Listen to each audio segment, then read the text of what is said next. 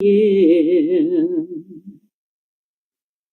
And if you were subjected to slavery,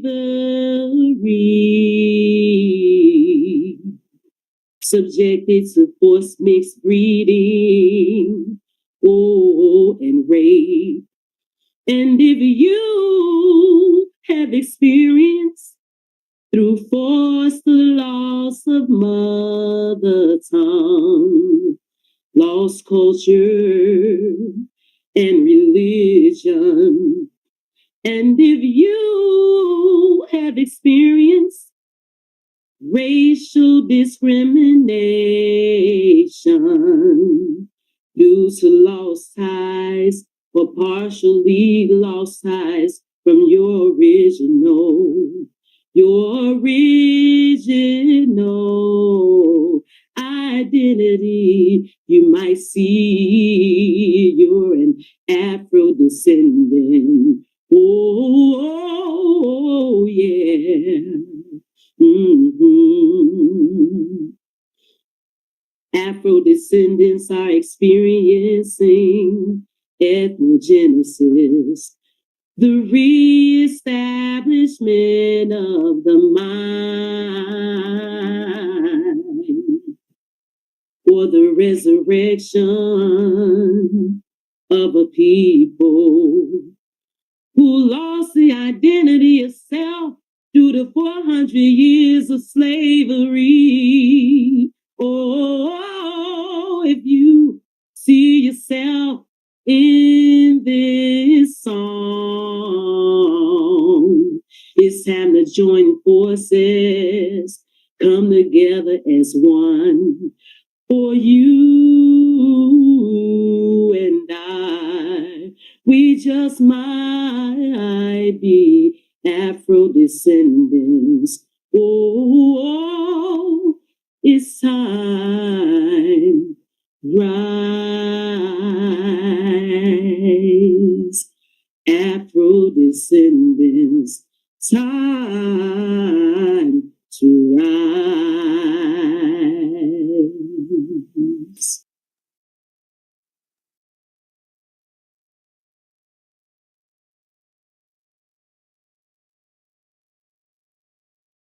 If you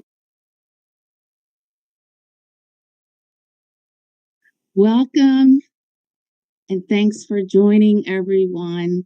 I am Dr. Tahita Bronner, Ambassador of the Afro-Descendant Nation and host for the Plebiscite teaching for today.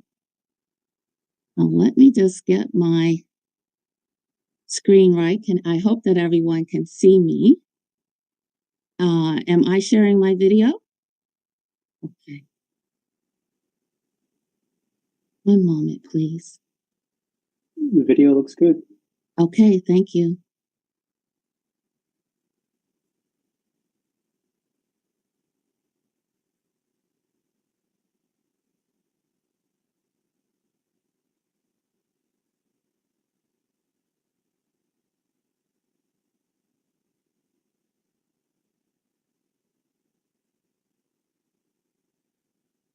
Okay, it is under the divine leadership and guidance of the Most Honorable Elijah Silas Muhammad and his wife, our beloved Queen, Attorney Harriet Abubakar, that we, the Afro-Descendant Nation, is establishing political unity among Afro-descendants in the United States and in the slavery diaspora, working together for self-determination, separation, and reparations. So for today's teaching, we have an exciting lineup of attorneys, educators, and leaders who will teach and inform us about the national plebiscite vote in 2024 and the reparations movement. So within the first hour, we will hear opening remarks from Dr. Akil Amukaram, our president of the Afro-Descendant Nation, followed by Attorney Malik Zulu Shabazz. He is our national conductor of the Afro-Descendant Nation and lead counsel of Black Lawyers for Justice. We will learn from plebiscite specialists and advocates such as Attorney Afia Nwangaza, Executive Director of the Malcolm X Center, scholar Safiwe Balika of the Balenta Society, New African Diplomatic Corps, and Brother Ramzu Yunus, human rights activist for self-determination. We'll also hear from our core team of reparations experts, Brother Cam Howard, founder of Reparations United, Governor General Ishmael Abdul Salam, CEO of All for Reparations and Emancipation, along with Eric Phillips, chair of Guyana Reparations Commission, CARICOM, and Brother Reginald Muhammad, co-founder of National Reparations Institute. We'll also hear from professors, scholars, and activists for human rights. Dr. Melina Abdullah will rejoin us today. She's the co-founder of Black Lives Matter Grassroots in Los Angeles, California, as well as attorney Deidre Farmer Pellman. She is the founder of the Restitution Study Group. We're also happy to have Sister Pamela DeLise Long, who is the national coordinator of the Coalition of Concerned Freedmen, as well as Elena Porter, founder of the Pendo Institute for Human Rights and Self-Determination. We want to thank our illustrious panel of speakers for your commitment to unity. Thank you for all the time and work that you have put in to the reparations movement. We'll also hear closing remarks from our Governor General, Ajani Mukaram, of the Afrodescendant Nation as well. And to our listening audience, thank you so much for being with us today. Please feel free to type in your questions and comments in the Q&A box. This time we plan to do a much better job at addressing your questions, either live or typed into the answer box. So we're actually planning on stopping to answer questions approximately after every 45 minutes. We'll take about 15 minutes to answer the questions inside of every hour as we move along. And plus, we're happy to have our QA monitor with us, Brother Shahid Ali. He's going to help us to stay on point today with our questions and answers. The program is also being live streamed on YouTube at National Reparations Convention /streams and will be available for you to watch the replay anytime. It's also being rebroadcasted live on Facebook as well. Last but not least, please support our National Reparations Convention fundraiser. We will be in Washington, D.C., most likely in May this year instead of March. So to support our cause, please use the barcode or the link displayed on this screen, or simply go to GoFundMe and search for National Reparations Convention. And we want to give special thanks to all of our donors because we can't do this without your help. Now, for more information, please feel free to contact myself at info@afrodescendant.org or Sister Khalida Bastet for questions about the plebiscite. Okay, so I'm going to stop sharing now. And we're going to get started with our first speaker.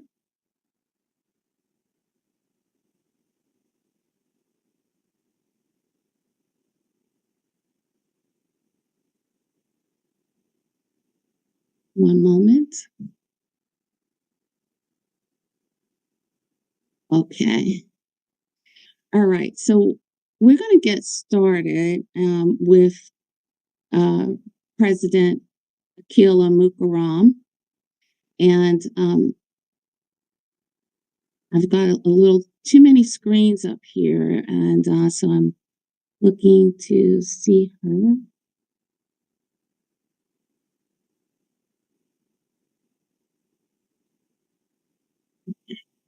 So I want to introduce you to the president of the Afrodescendant Nation, Dr. Akila Mukaram. She is our fearless leader, and I am honored to serve on her cabinet as ambassador. Dr. Akila is a professional educator and an advocate for true freedom, justice, and equality for our people. As president, her mission is to unify and organize the organizations under the umbrella of the Afro-descendant nation to achieve self-determination. By background, Dr. Akila holds a doctorate in educational leadership, and it is on behalf of the Afro-descendant nation that we want to thank you, Madam President, for your tireless commitment and dedication to our nation. And I'm going to turn the mic over to you now to kick us off. Thank you, Dr. Akila. You're welcome, and thank you, Dr. Tahita, and thank you for being on my team. I appreciate it. And on the Afro-Descendant Nations team. Assalamu alaikum and greetings to everyone. Today, I hope that you are feeling good about being here with us. I appreciate that you all are joining us this morning or whatever time zone that you are in. I would like to especially thank our esteemed panelists for being here, for collaborating with us and partnering with us and being able to bring this national plebiscite teach-in to you today. I am not going to be long here because I'm just providing some opening remarks. I want to start out just saying how important it is for us to have an identity as a people. We need an identity, a collective identity. We have our various organizations that we belong to, or we may not belong to any. However, as a people, we need a collective identity. We have that. We have it. It's recognized by the United Nations, and that collective identity is Afro-descendant. We need help making Afro-descendant a household name. We need help making Afro-descendant a household name, as is reparations a household name.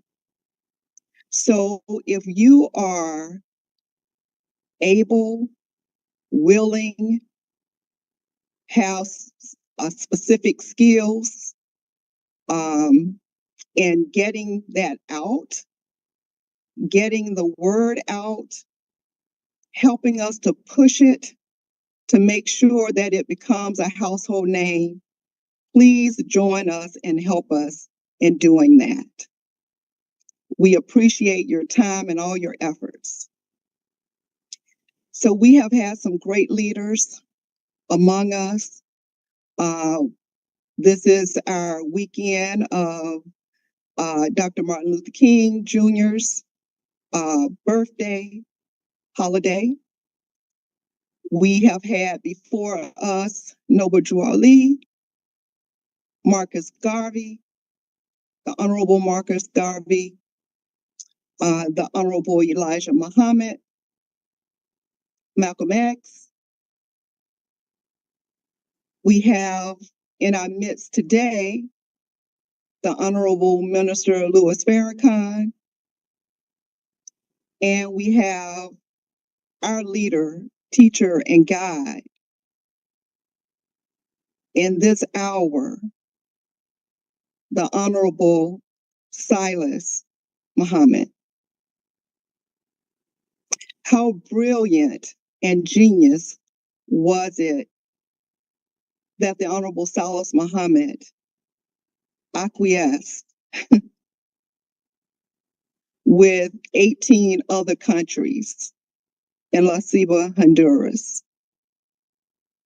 to our collective identity of Afro-descendant. Whenever we're going for reparations, we cannot go there disjointed. So in our various organizations that we're in, and individually, whatever you call yourselves, make sure that you use that you are Afro-descendant in addition to that organization, or that you're using, or whatever you call yourselves. For instance, the Moors, they can be Moors Afro-descendant. Hebrew Israelite Afro-descendant. I'm a Lost Foundation of Islam Afro-descendant. And so forth. I think you get my point. The key is using our collective identity. It connects us globally to all other descendants of slaves in the slavery diaspora. How powerful is that? That is power. We're connected to all others by simply using our collective identity, Afro-descendant. So we have to make a decision. Do we want to completely stay totally assimilated into the United States of America, since we are dealing with our national plebiscite? Do we want to do that? Stay completely assimilated. Remember, we didn't ask to be assimilated. We were forced into assimilation. Others come here, they have a choice. Other immigrants, they have a choice. They did not lose their language. Ours was taken from us, stripped, cut off. How can you do that to a people? How can you separate families? Sell the children off to a different slave master than the parents. And then you separate the parents. You sell the wife off to a different slave master than the husband. How does that make you feel, Afro-descendants, to know that that occurred? What would you do if that occurred today? Would you accept it? I know that will be a resounding no. So, do you want to stay totally assimilated into America? Or do you want a nation that you can call your own?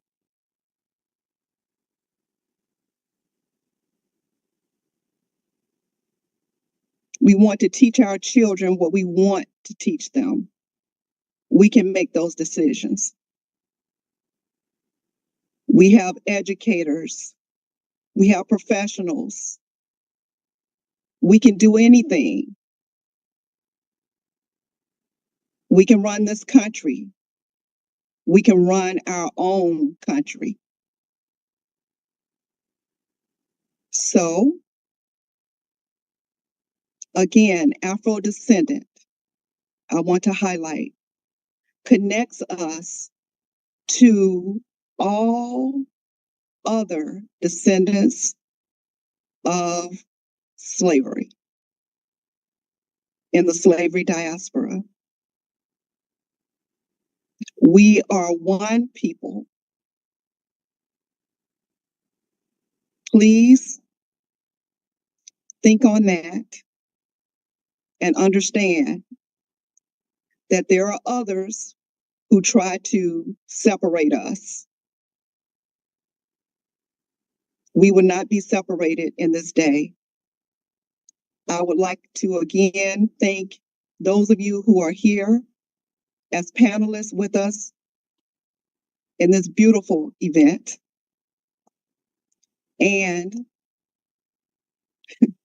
those of you who are in our listening audience that are with us today. We appreciate you, and hopefully you will sit back and relax and enjoy and help us to get this information out to the rest of our people. Help us to make Afrodescendant a household name, as we have made reparations a household name. We are working on various fronts, but it all leads to the same as long as it's for Afro descendants, us as a people, us as a collective. Thank you. I appreciate you all listening to me this morning, and I have the honor of bringing on a wonderful man who is serving you, our people, who is serving, let's say, us, Afro descendants. He is none other than our conductor, Malik Z. Shabazz, Esquire. He is the former aide, spokesman, and lawyer for Minister Khalid Abdul Muhammad, succeeded by Dr. Khalid Muhammad, and served as national chairman of the new Black Panther Party from 2001 to 2013. He is the longest serving chairman of any Panther formation in history and have made significant gains in furthering the works of Huey P. Newton, Stokely Carmichael, and the original Panthers in the modern era. Attorney Shabazz founded Black Lawyers for Justice and Black Rights Matter in 1996. He prosecutes civil rights cases against police officers and cities who are responsible, excuse me, who are responsible for police abuse and murder against Black people. He maintains a frontline position in the fight for justice with cutting-edge lawyering and otherwise exemplary work as a Black professional, and maintains a civil rights practice and personal injury practice. What a heavyweight, right? World speaker, traveler, and a certified advanced Pan-African organizer in many parts of the globe, including South Africa, Japan, Zimbabwe, Barbados, Cuba, Jamaica, the Bahamas, Canada, England, and Mexico. He is known for his great oratory skills, organizing, and activism expertise. The new Black Panther Party, under his leadership, was the standard bearer and largest leading advocate for Black nationalism and Pan-Africanism and self-defense inside of America. Chairman Emeritus, Malik Z. Shabazz, it currently leads the new Black, I'm getting that it's almost time to go, so I'm going to bring on our conductor right now. Thank you for keeping me on time with that. And please give a warm welcome and a round of applause for him as he comes on. Thank you, conductor, for being here and serving our people in the capacity that you do. We appreciate you for all that you do for us, Afro-descendants. Assalamu alaikum. Alaikum salam. Alaikum salam. Thank you so much. Can everyone hear me? Yes, sir. Okay. All right. Great. Thank you so much. Thank you so much, Madam President, Queen Sister Akila Mukaram, our president of the Afro-Descendant Nation, for such warm and kind words this morning. And greetings to everyone here. Assalamu alaikum, free the land, Black power, and by whatever greetings you go by. I'm going to try to move expeditiously because we have many important national leaders on the line, and I don't consider myself any more important than any person that is coming after me. So I'm going to get right to the point. So I'm here. I want to thank the President of the Afro-Descendant Nation, Ms. Mukaram. I want to thank the Vice President of the Afro-Descendant Nation and all of the senators and representatives in the nation. I want to thank the ambassador, hardworking ambassador, Sister Tahida and Sister Khalida, who have been working towards this most important day. To all of the other leaders who are on the line to come on, I see the honored Miss Deidre Farmer Paleman. Certainly want to get to her as fast as we can. Sister Leader Ifia Wangaza, who is a legend in this struggle. Anxious to hear from her. Sister Elena Porter, human rights expert and advocate. Anxious to hear from her soon. A strong brother who will be coming up shortly after me, Brother Ramzu Yunus, human rights policy officer. Happy to hear from him, and the honored attorney Harriet Abu Bakr. So Sister Queen Melina Abdullah, who's in New York, here attending the funeral for some of the Panther greats. So many greats to come on, so let me get right to the point. I want to thank the Honorable Silas Muhammad for having the confidence to allow me to help him in his vision to fulfill the mandate of the Honorable Elijah Muhammad that we must have a land and territory of our own. And I want to thank the Honorable Silas Muhammad for helping as an apostle of the Honorable Elijah Muhammad to help by God's grace, fulfill prophecy in this hour. That prophecy is reparations. And if you want to know more about the Honorable Silas Muhammad, you should listen to this webinar. Pay close attention to this webinar, because this webinar, who's in it and what is being said and what is being done, represents the program and the platform of, yes, the Afro-Descendant Nation, but also the will of the Honorable Silas Muhammad. And we are here as a secular operation, not a religious operation. The Afro-Descendant Nation is a secular operation. It is comprised of religious persons, non-religious persons, and we are here to help the reparations movement. We are not trying to take over the reparations movement. We are not trying to dominate the reparations movement. We are here to do what we've been mandated to do by our God and the ancestors, and that's play our role.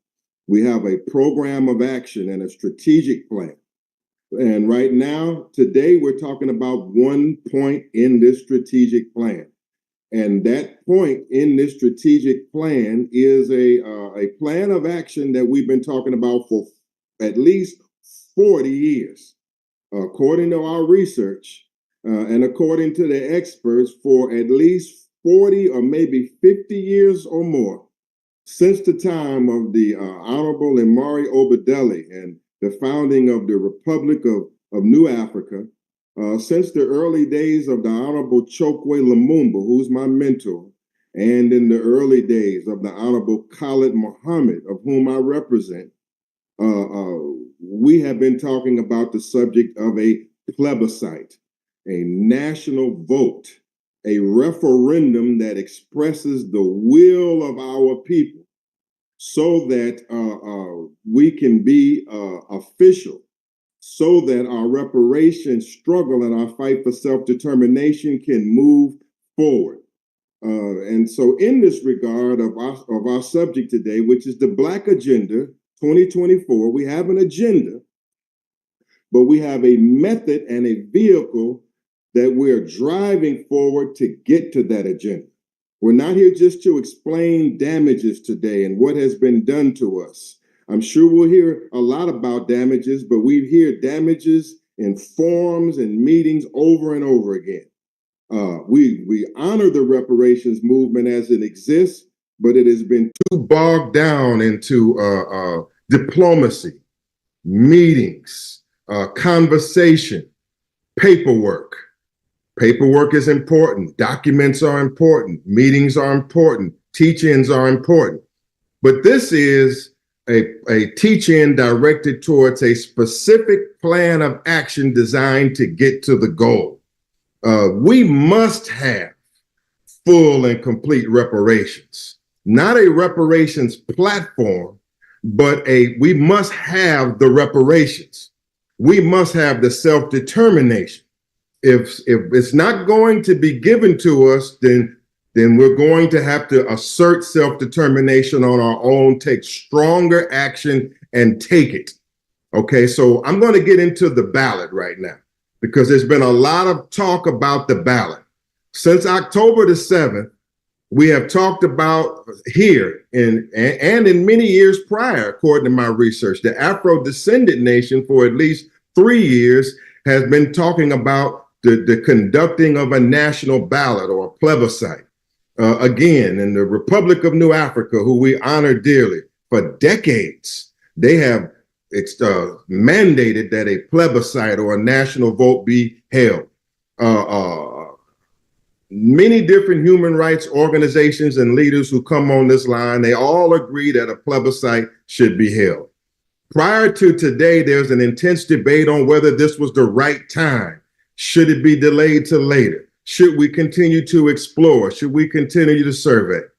Rather than moving and declaring the plebiscite or the ballot unilaterally on our own, we took 3 months to meet, to confer, to talk, because we respect you other leaders. We respect In Cobra, who I bring you greetings from today. In Cobra sends you their greetings there at other meetings. And so after due consideration, after conferring, after dialoguing, after listening, after respecting our fellow leaders, a firm decision had to be made on whether we would go forth and put this ballot forth to the masses of our people, and that decision has been made. It has actually been ordered to me as the national conductor serving in this government to, after gaining consent from the majority of the leaders in this movement, though not every single one of them, the overwhelming majority have agreed that we must go forward. And this ballot that they're going to put on the screen right now, the ballot that is being put on the screen is a reflection of the overwhelming majority of leaders in this movement right now. And so if you can bring the ballot up, and we are going to get right into explaining the ballot. And before we go, and moving fast, because I want to hear y'all and get your endorsement and get your opinions. But this ballot is critical. This is not a theoretical exercise. The ballot, at minimum, is a vehicle.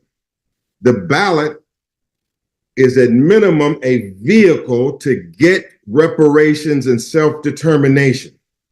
We have a mandate to unite with other organizations and leaders that we are fulfilling. This is not just about the Afro-descendant nation. This is not limited to making you call yourself an Afro-descendant. We're going to get to that.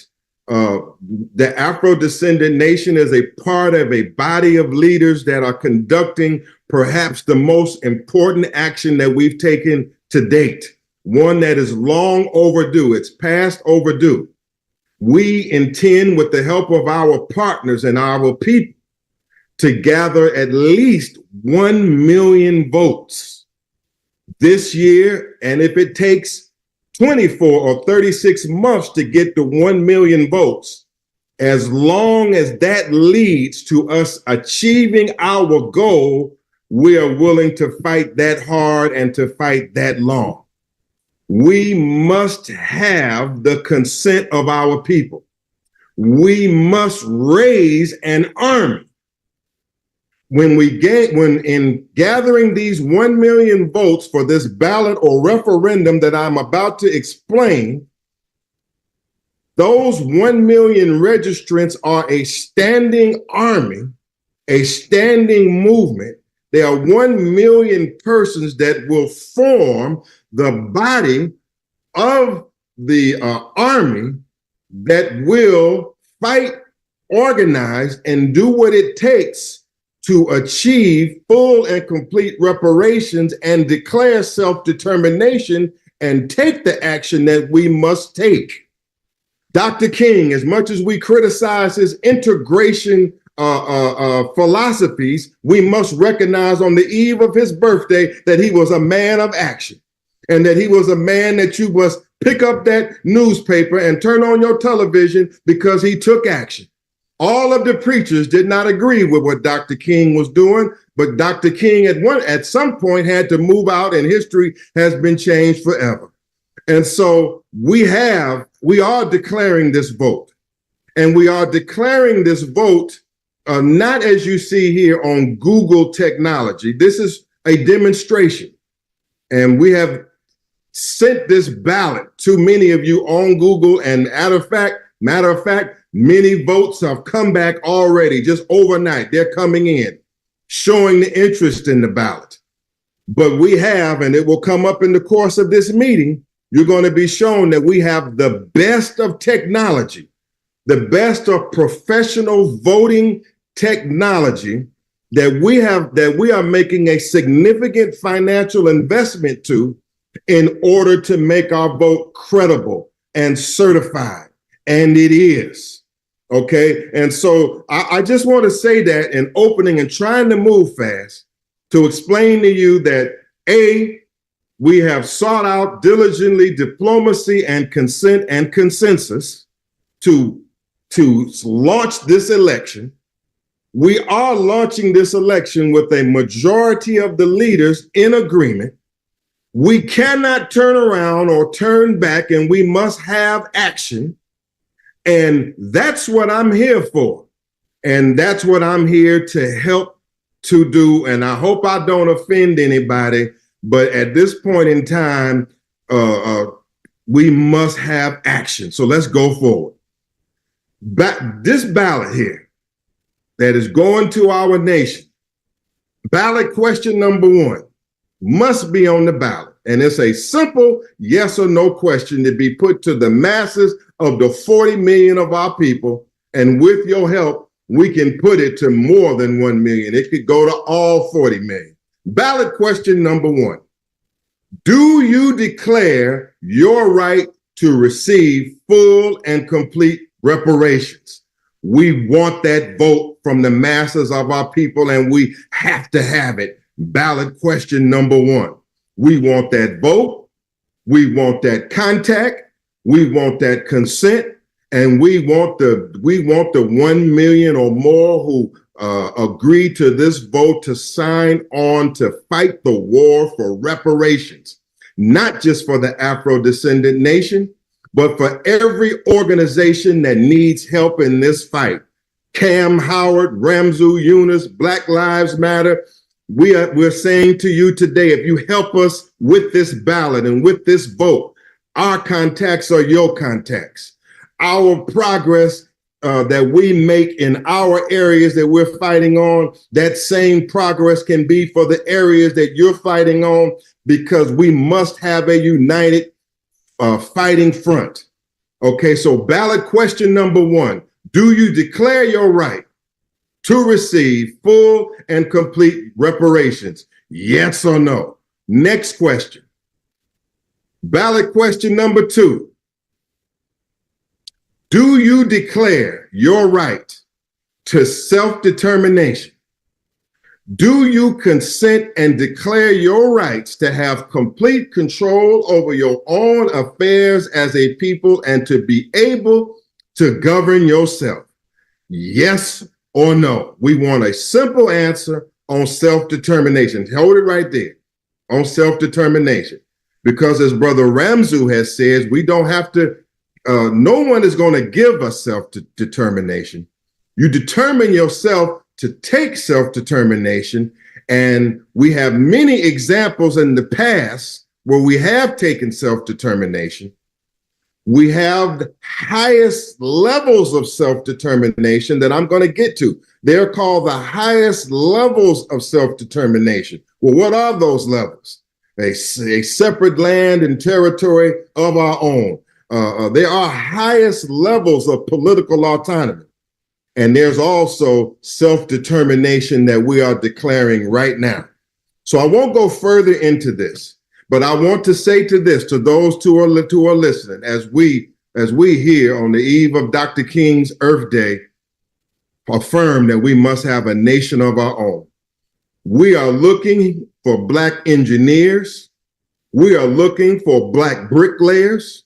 We are looking for Black contractors. We are looking for Black lawyers. We are looking for Black teachers. We are looking for Black educators. We are looking for Black defensemen. We are looking for Black nurses. We are looking for Black doctors. We right now are looking to work in establishing self-determination. Right now, we are looking to work with, have trained, and to train us with the best qualified persons in our nation to start exhibiting self-determination right now on our way to ultimate self-determination. So ballot question number 2 is directed to all Black people, all 40 million of us right now in America who desire what we call in other terms, Black nationalism.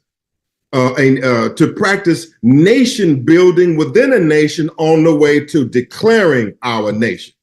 So that's ballot question number 2. Do you declare your right to self-determination? Yes or no? Raise your hand, and then we can execute plans with you based on that vote. The next point here, please be patient. I'm trying to move fast because I respect the leaders that are coming behind me, but I don't want to be so fast where you don't understand what I'm saying.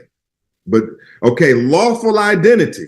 There's an explanation here because Black people consistently, we argue over what our names are. There's still a big debate out there about what our names should be.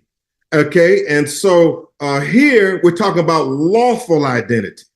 We're talking about a consensus that has been reached amongst the majority of our leaders about what the lawful identity is.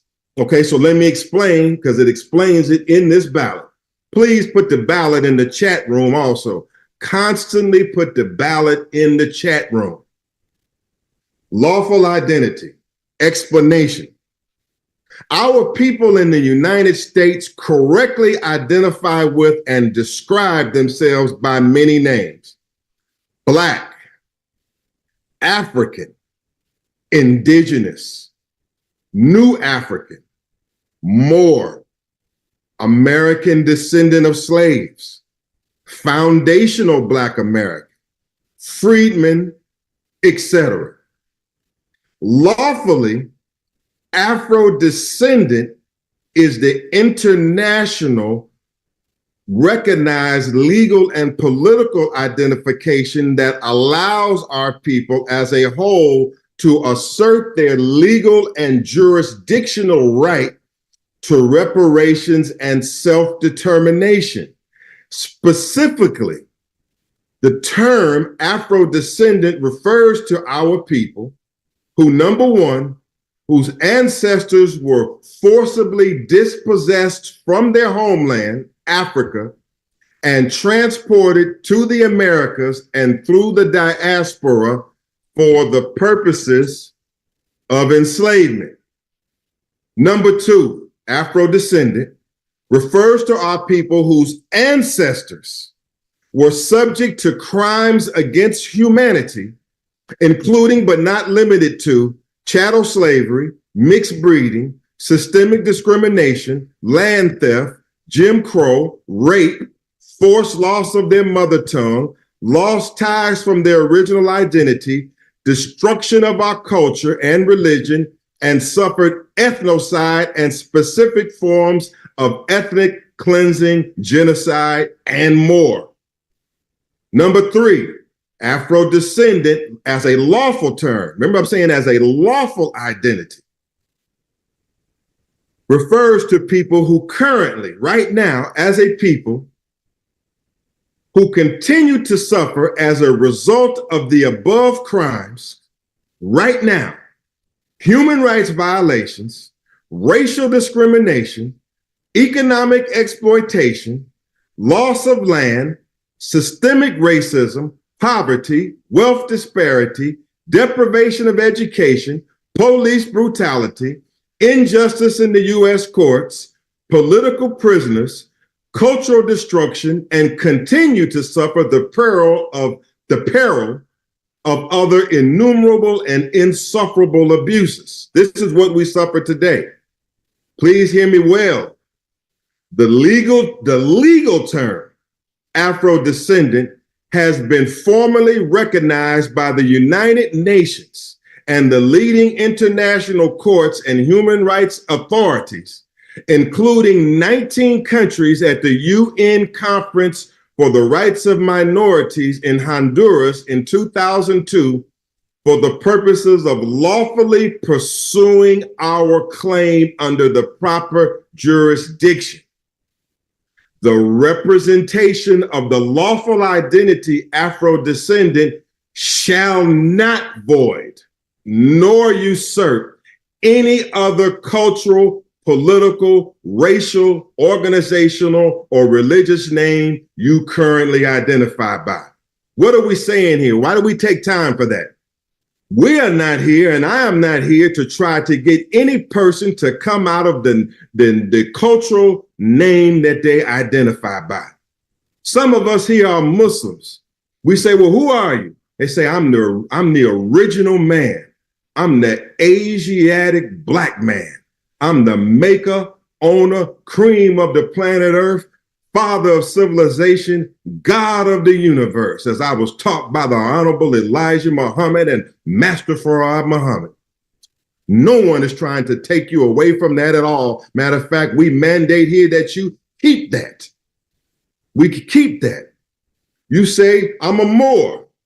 And the Moors always say that black does not have jurisdiction. Black does not have lawful authority. Okay, Moore. Mr. Moore, we understand and respect that argument. And that's why today, lawfully, the lawful identification term for pursuing our legal claims is pursued under the name Afrodescendant, meaning that I'm a black man. Fine. I'm a Moor. Fine. Another brother or sister say, I'm a new African. Well, I'm a new African too. Fine. You're a new African. I'm indigenous. I'm a Black Panther. Take me back up for a minute. Take me back up. We are not trying to take you away from your names. You say, I'm Ados. I'm with Ados. I'm ADOS. I'm American descendant of slave. We with you on that. Be that.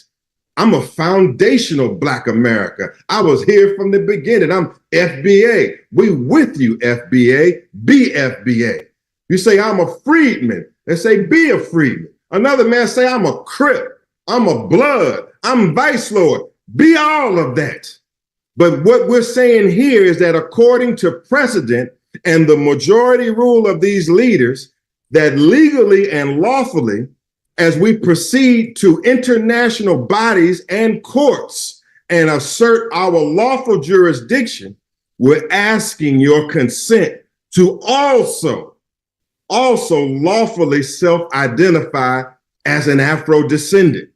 Okay? Lawfully, unfortunately, on my driver's license, I'm an American citizen.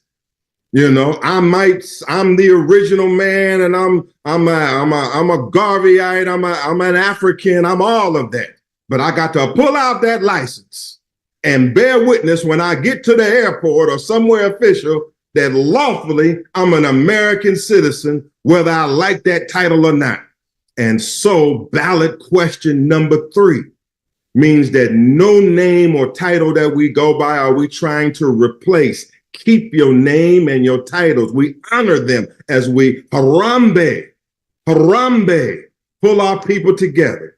But lawfully, Afro-descendant, we're asking you to consent to lawfully self-identify as an Afro-descendant also for legal purposes.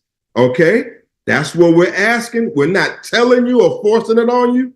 We're asking you to vote in this referendum and give us your consent to do so that we may move forward, because we respect you as a people of 40 million.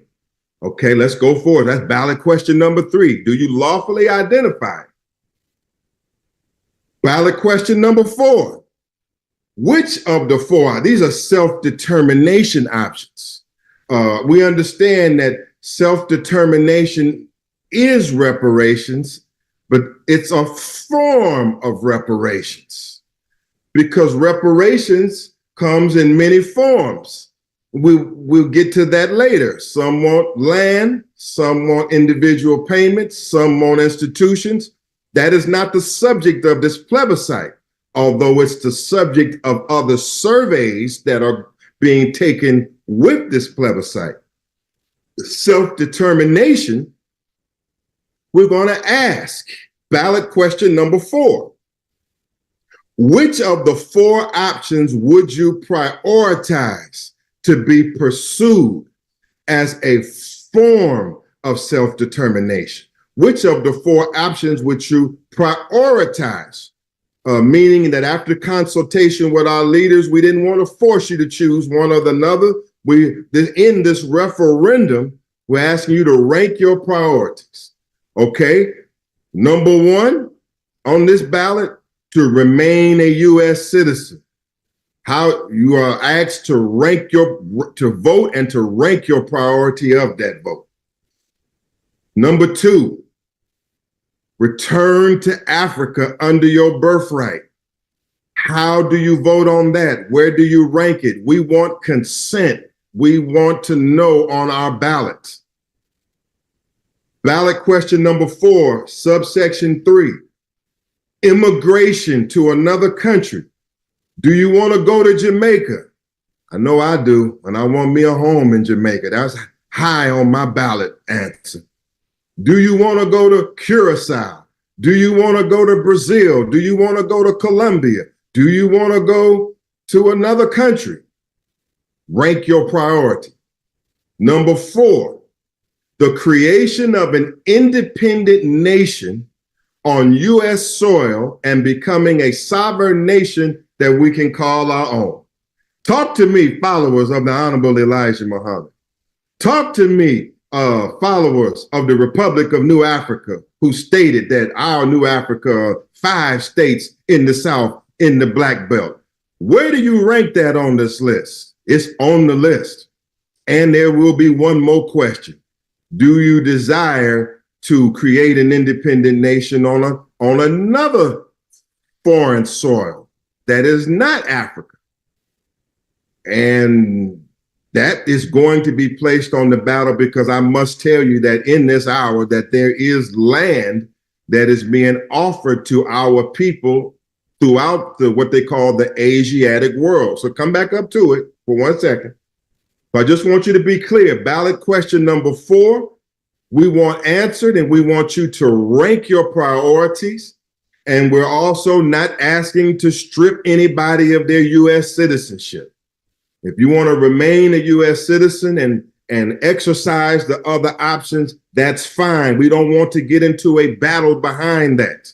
Okay, so the question was a little funny for me, right?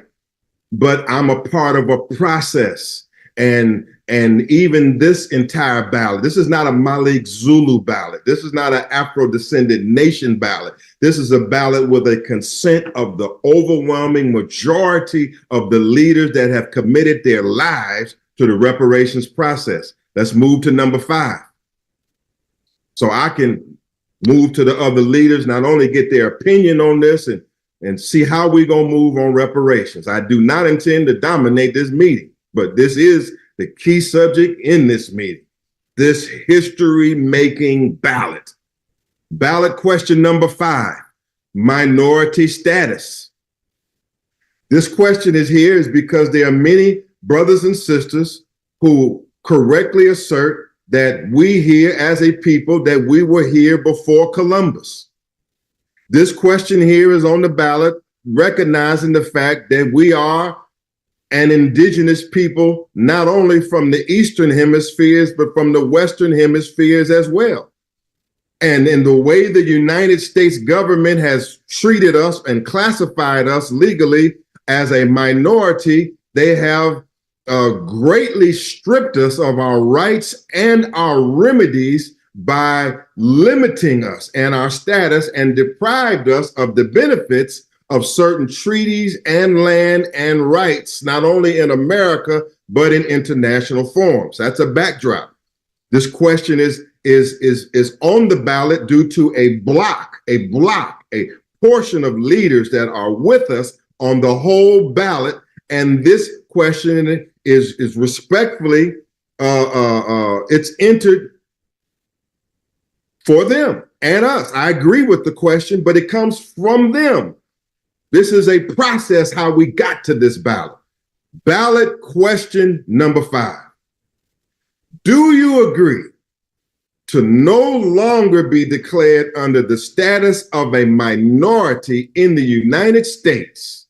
And do you consent to the status of indigenous with all rights and privileges conferred? Yes or no, or I'm unsure, I need more information. That's ballot question number 5 on this referendum. We want to know, do you want to continue to be considered and limited to the category of a minority? Or do you, if you're eligible, to be able to take advantage of your status and your history as an indigenous person? And there is a large body of persons inside of what we call the Black nation in America that identifies as indigenous, and we want you on with us in this process for this ballot. Your question is on the ballot, and you are on board with us. Ballot question number 5. Do you agree to no longer be declared under the status of a minority in the United States? And do you consent to the status of indigenous with all rights and privileges conferred? Yes or no? And if you need more information, that's fine.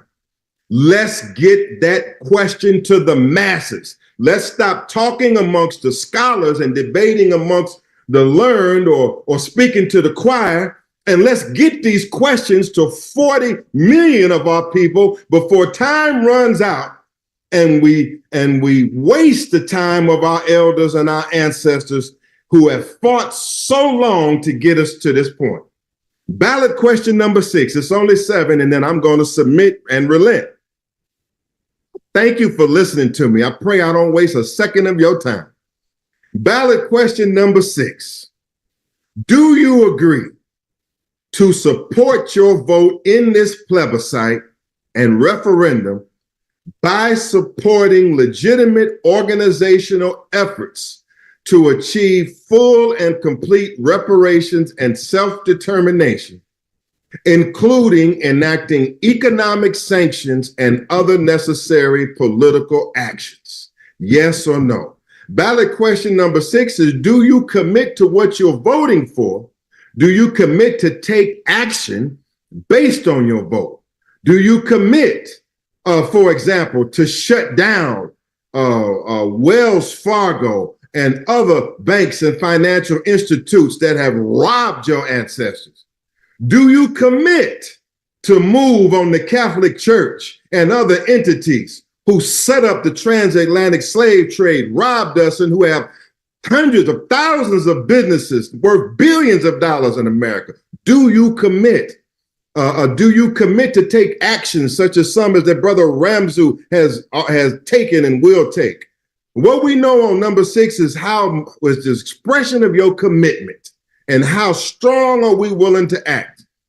If we're not willing to act in the reparations movement, then this is going to become a theoretical exercise in forums and meetings and diplomacy, and we will be here 20 or 30 years later showing how wise we are and how smart we are and how eloquent we are, and there will be no pressure on the enemy who has robbed us. And right now, I must be honest, there is no pressure on the U.S. government, no pressure on the Catholic Church, no pressure on Western powers, no pressure on corporations and companies that have absolutely robbed and exploited us. If they're doing business carte blanche right now, and by God's grace and with your consent, that must come to an end. The reparations movement must strike a bold, must take bold steps in achieving our goal, or we should just drop it and continue to have conversations. Last question, ballot question number 7. Ballot question number 7, bring it up. This is our ballot, a ballot for our nation, from our leaders, our election. Not an election where we voting for one devil or another devil, Donald Trump or Joe Biden. And Joe Biden is bombing Palestine and bombing Yemen, and he has no respect for human rights. And plenty of Negroes is lining up. I was getting ready to vote. I was going to vote. November, we was getting ready to vote.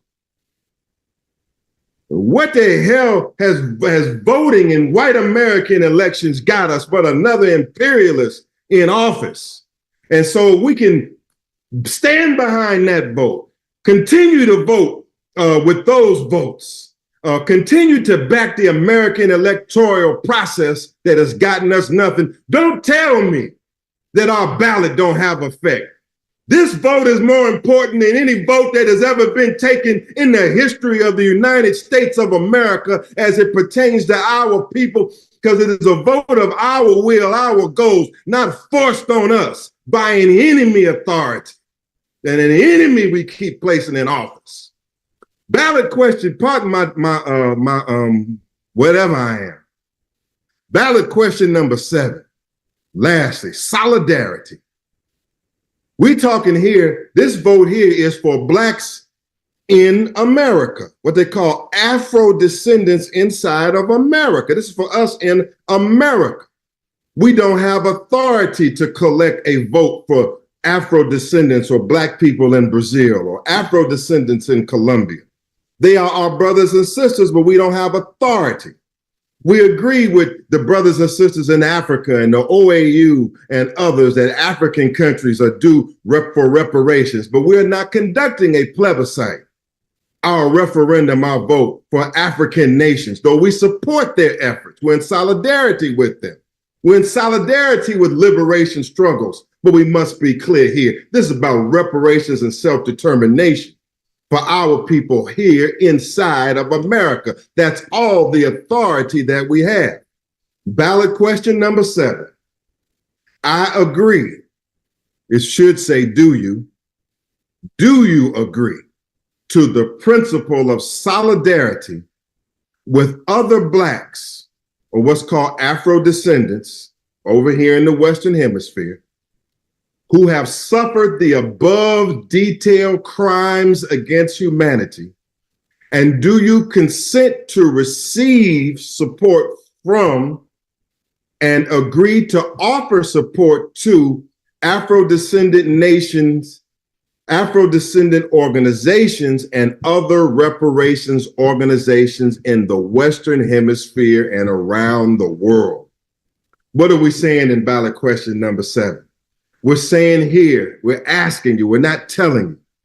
We're saying, do you support the struggle of our people, of whom they call themselves Afro-descendants in the Western Hemisphere? There are many, many millions of them.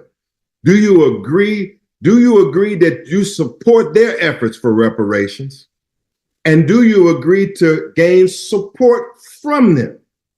We're saying, do you agree to support our brothers and sisters in Africa? And do you agree to receive support from them? Yes or no? It's okay for you to answer. Those are the questions.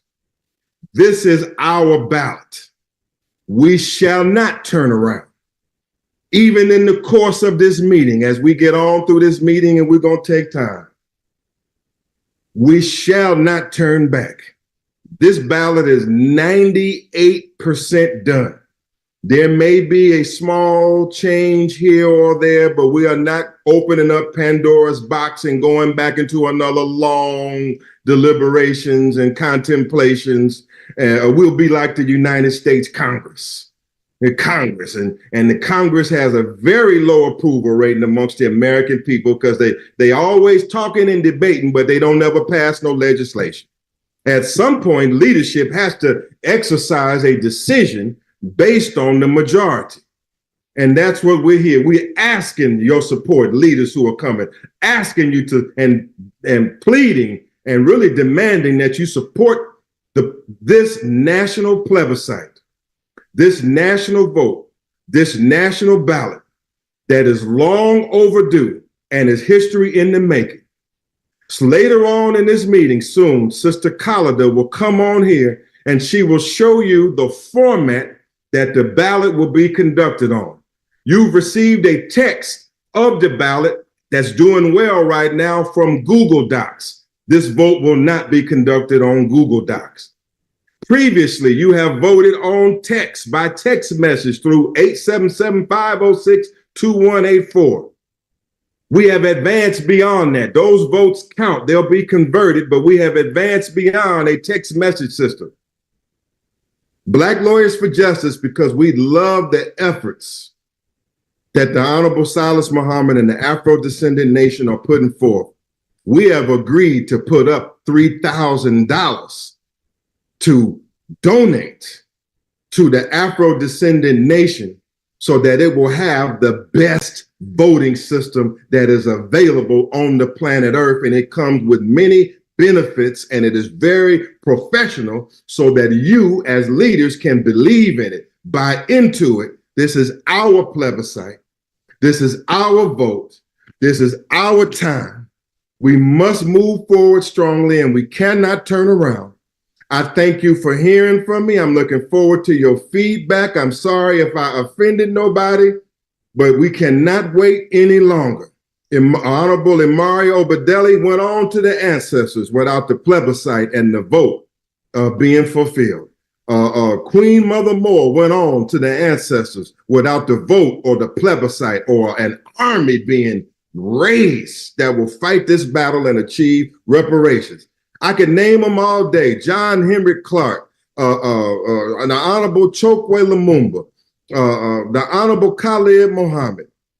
I cannot in good conscience not advocate the strongest of aggressive action due to my respect for those ancestors. I respect the Honorable Minister Louis Farrakhan, who I struggled with through the Indaba reparations process in 2004. Honors to Dr. Conrad Warrell, who gave his life for this cause. Out of respect for Minister Louis Farrakhan, 91 years old. Out of respect for the Honorable Silas Muhammad, I believe 85 years old. our elders. We must show our elders better. We must do better. And for you who have been giving your entire lives here, do not be offended by us, ADN, or me, because we are putting forth these aggressive measures of the plebiscite, the ballot, and economic sanctions. We do this because we intend not to talk about it. We must have full and complete reparations in our lifetime. And thank you for hearing my submission. Sorry about the time I took. And so let me speed up here.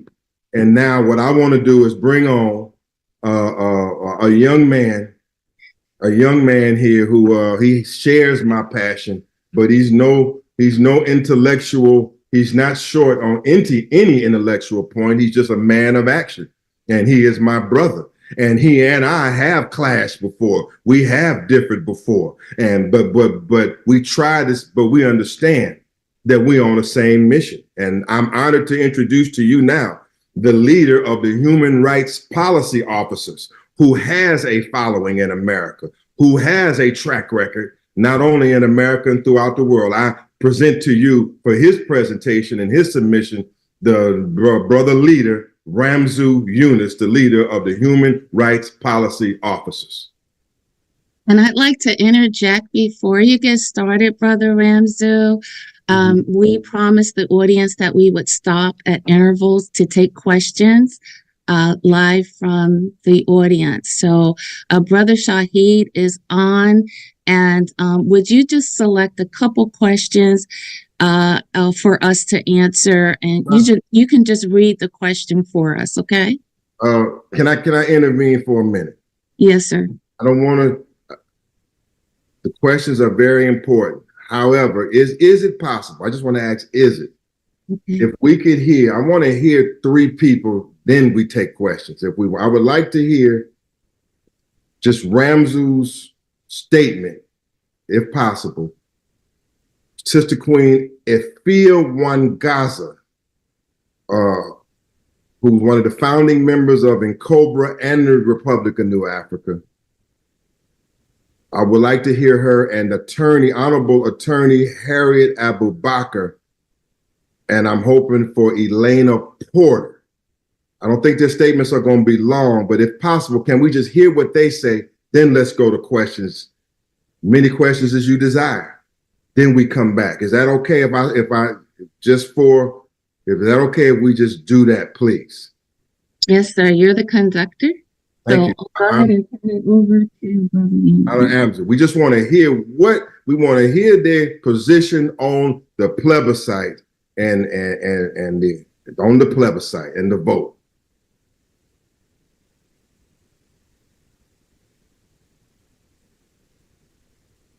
The floor is yours. You're on, Brother Ramzu. The floor is yours, comrade. All right. Can you all hear me? Yes, sir. All right.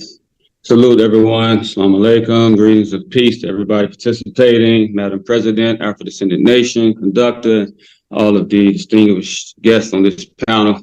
I'm Ramzu Yunus, Human Rights Policy Officer. And also salute to my fellow Human Rights Policy Officers who have taken it upon themselves to answer the duty to stand up and promote our human rights, and last but not least, to defend against any opposition or forcible denial of our human rights. First, I want to begin by sharing something from Dr. King, because tomorrow we celebrate Dr. King's birthday. The government that killed Dr. King has presented to us their acceptable version of Dr. King that we will be celebrating tomorrow, but that's not the version of Dr. King that they murdered. Same system that we are getting ready to participate in by voting and trying to rally our people to vote. And at the same time, by doing such, we have sanctioned the murder of Dr. King and others such as Fred Hampton. But I would like to quote something from Dr. King, if we can. I'm reading from a transcript of Dr. King's. Can you all hear me? Yes. I'm reading from a transcript of Dr. King. He had a meeting in 1967 in Frogmore, South Carolina. It wasn't a rally or anything. It was a strategy meeting because he had decided that after 12 years of civil rights struggle that they hadn't gotten any tangible results for Black people. So he's had to switch up his strategies. First thing he said is we have moved from the era of civil rights to the era of human rights. So number one, all of us who are in the civil rights struggle, we pride by calling ourselves civil rights activists. And our main idol in that activism is Dr. King. But Dr. King moved away from the civil rights struggle. So if we're in the civil rights struggle, we're on the wrong battlefield. And as Malcolm X criticized Martin Luther King for years before this switch, he said, look, civil rights is under their jurisdiction. Human rights puts us out of their jurisdiction. We can't rely on Uncle Sam to solve a crime that he committed himself or prosecute himself for a crime that he committed himself. But most of all, Dr. King, in the same meeting, I'm reading from his transcript, he said, we were seeking to reform. Y'all still hear me? We were seeking to reform certain conditions in the house of our nation because the nation wasn't living up to the very rules of the house that it has prescribed in the Constitution. Then after Selma and the Voting Rights Bill, we moved into a new era, which must be an era of revolution. I think we must see the great distinction between a reform movement and a revolutionary movement. That's the Dr. King that they killed. That's definitely not the Dr. King that they're presenting to us on his birthday tomorrow, that they're celebrating. But Dr. King said, hold on now, all the voting, the protesting, the marching, trying to seek redress for our grievances within the system, the civil rights system, the civil rights struggle is not going to work. That's trying to reform something that can't be reformed. So we must move on to revolution. And revolution doesn't have to be bloody, but it does mean a changing of power and those who are oppressed attaining power by any means, violent or non-violent. Of course, Dr. King's choice was non-violence. So in our struggle today, we still have to make that same distinction. Are you a reformist? Are you going to waste our time or waste your time and try to waste our time trying to reform something that can't be reformed? Or are you a revolutionary and you're willing to do what it takes to make sure our people have power? So that distinction has to be made. But I like to add one more thing because there's another distinction that's critical to our struggle. Besides the reformists and the revolutionary, we have the hypocritical conformists. In the Bible, in Romans 12, it reads, I beseech you, therefore, brethren, by the mercies of God, that you present your bodies a living sacrifice, holy and acceptable unto God, which is your reasonable service. And be not conformed to this world, but be ye transformed by the renewing of your mind, that you may prove what is that good and acceptable and perfect will of God. See, a reformist can be sincere. They're just ignorant, but they're sincere. And like Dr. King, they can't transform. They can't renew their mind and transform themselves from the foolish notion that this system can be reformed. But the hypocritical conformist, he's going to do what the system allows him to do. He knows that the oppressive government can't be reformed, but he's afraid to resist against the government because the government is so strong. So the conformist is not willing to offer himself or herself as a sacrifice to the service of Black people. And that's the stage that we have gotten to today, because many have sacrificed themselves, and we saw those sacrifices, so many of us began conforming. Dr. King's own comrades, right before they murdered him, they rejected his message of revolution. And once they killed Dr. King, they conformed. Even some of them joined the government. So we're going to represent what is perfect for our people by not conforming, by engaging in a revolutionary act. Continuing to vote for superficial adjustments, that's being a conformist. Continuing to petition and rally, thinking this system will do something right, well, knowing that it won't do anything right, but we know that they will allow us to protest, they will allow us to rally. That's being a conformist. Asking for reparations continuously year after year, knowing that they will not give it to us when we have a right to reparations, and there's something that we can do to guarantee reparations. Not doing what's guaranteed, that's being a conformist. We have to be revolutionaries. And how do you be revolutionaries? By asserting the right of self-determination. The last thing I'm going to share before I close out, we want to hear from what the government says. United States government says about, listen, U.S. policy toward national self-determination movements. This is what they say. Bear with me. This is from the head of this meeting, the chairman of this meeting. These are his statements. He said, what is wrong with changing borders that have been created by monarchs back 2 centuries ago? And after all, our country is a product of the self-determination movement. Now I'm going to read from his last statement. Can you go down, please, sister? This is the chairman, a 30-year congressman, Dana T. Rohrabacher, out of California, talking about self-determination and self-determination movements. Now he says, and if the majority of people in San Diego end up being people who would prefer that they live in Mexico, I'm sorry. They have a right to vote on it, and it's adios, San Diego. That's the government talk. This is not radical Malik Zulu Shabazz. This is not a radical revolutionary Honorable Silas Muhammad. It's not Khalid Muhammad. It's not Huey P. Newton. This is a 30-year congressman of the United States government in a hearing that they had on self-determination movements, saying it's as simple as those people who are oppressed having a vote. If the people vote yes, it's adios to this oppressive system. So if we know it's as simple as having a vote, just like the Republic of New Africa, they knew it was as simple as having a vote when they pronounced it in 1968. Yes, sir. The Honorable Minister Farrakhan noted it's as simple as having a vote. That's why in 2018, he made the announcement that the Honorable Elijah Muhammad told them many decades ago to hold their vote. So we know it's as simple as holding a vote, but we have been conforming for all of these years. Now, in 2024, conform no more.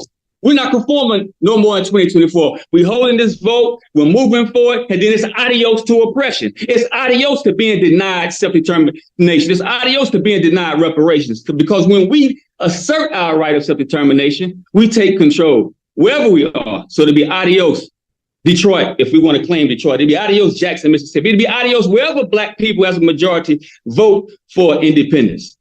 So this is the action that we are engaged in right now. This is what's being proposed to you right now to participate in this vote. The sister said there are many fronts. I'm telling you right now, delete all those fronts. You need to focus on one front, the battlefield. If you split your soldiers up into 1,000 fronts, you're going to lose those fronts. We got one front right now, and that's the vote. And all of our organizations, revolutionary, pioneering organizations, have agreed to a vote. They just haven't taken the action. So now we're taking the action. So you have no excuse for not engaging. So delete all fronts. This is the front. We're not taking, as Comrade Malik said, we're not taking over the reparations movement. We're making it a movement because it hasn't been moving. So you want to progress, take progressive measures, or keep doing the same thing over and over again. And I doubt you want to do the same thing over and over again. So we're moving forward with this vote. Sorry, the disclaimer is these are my words. So if I injured anybody, it's not the Afrodescendant nation that's injuring you. It's Comrade Ramzu injuring you. And I meant to injure you because all I speak is truth. And if truth injures you, then that's your fault. But we got to move forward with this. Love you all. Salute. All right, all right. Come on, y'all. Strong hand from a strong statement from a strong member of the leadership of this movement. And you can put that ballot back up as often as possible. And what I want to do right now is I would like to move with two persons next. Two persons. If it's okay, can I hear from Mama Ifia, then Attorney Harriet Abubakar, in that order, and then we will come hopefully with Elena Porter, Deidre Farmer-Paleman, and then Cam Howard is on also. Okay, we're gonna get to the questions. We're gonna have plenty of questions. Right now, I want you to hear from the strong voices who are backing this plebiscite. That's what the format is right now. We want to know who's backing this up, and we want to hear why they're backing this up, and they are part of the creation of the ballot. Can you put the ballot up also? Not to cover my sister, but just so that it's with the sister. And I want to introduce to you now, Madam an attorney, Ifia Wangaza, who is, she's a founding member of NCOBRA, National Coalition of Blacks for Reparations in America. She is a veteran of many revolutionary movements, including the Republic of New Africa and other New African movements and projects. And she is we very well say that she represents New Africans. She does, and she can explain herself. And therefore I listen to her into the late hours of the night. We talk into the late hours of the night. And we're glad to be on the same page, and we want to hear from herself about where we have arrived in history with this plebiscite and where we must go to get reparations and self-determination in 2024. Honorable Queen, Attorney Ifeah Wangaza, you have the floor, ma'am. Free the land. Free the land, Queen. First, I want to salute our recently fallen soldiers, Brother Ralph Pointer, educator, human rights advocate, and political prisoner representative with the Black is Back Coalition, and our Republic of New Africa Black Liberation Army soldier, Sekou Odinga. May they find peace, and may we prove ourselves worthy of their unconditional love and service to the liberation of African people and humanity. I'm a veteran of the 1960s Student Nonviolent Coordinating Committee, the SNCC Atlanta Black Power Position Paper Project, a proud daughter of Garveyites. I serve as a South Carolina-based New African civil human rights attorney and historian, founding director of the Malcolm X Center for Self-Determination and WMXP-LP Community Radio, a co-founder of the National Malcolm X Grassroots Movement, National Coalition of Blacks for Reparations in America, Black is Back Coalition for Peace and Reparations, and the Black Alliance for Peace. I am a past national co-chair of the National Jericho Movement to free all U.S. political prisoners, succeeding Jericho co-founder and Republic of New Africa Vice President Mama Safia Bukhari. I currently serve on the Imam Jamil Alameen Network Media Committee and the Black Belt Human Rights Coalition Committee for Transformation of the Criminal Punishment System. At the UN, I have served as the chair of the U.S. Human Rights Network's Political Prisoner and State Repression Working Group, and led the historic and successful campaign to put incarcerated and exiled U.S. civil rights COINTELPRO era human rights defenders and political prisoners on the global human rights agenda.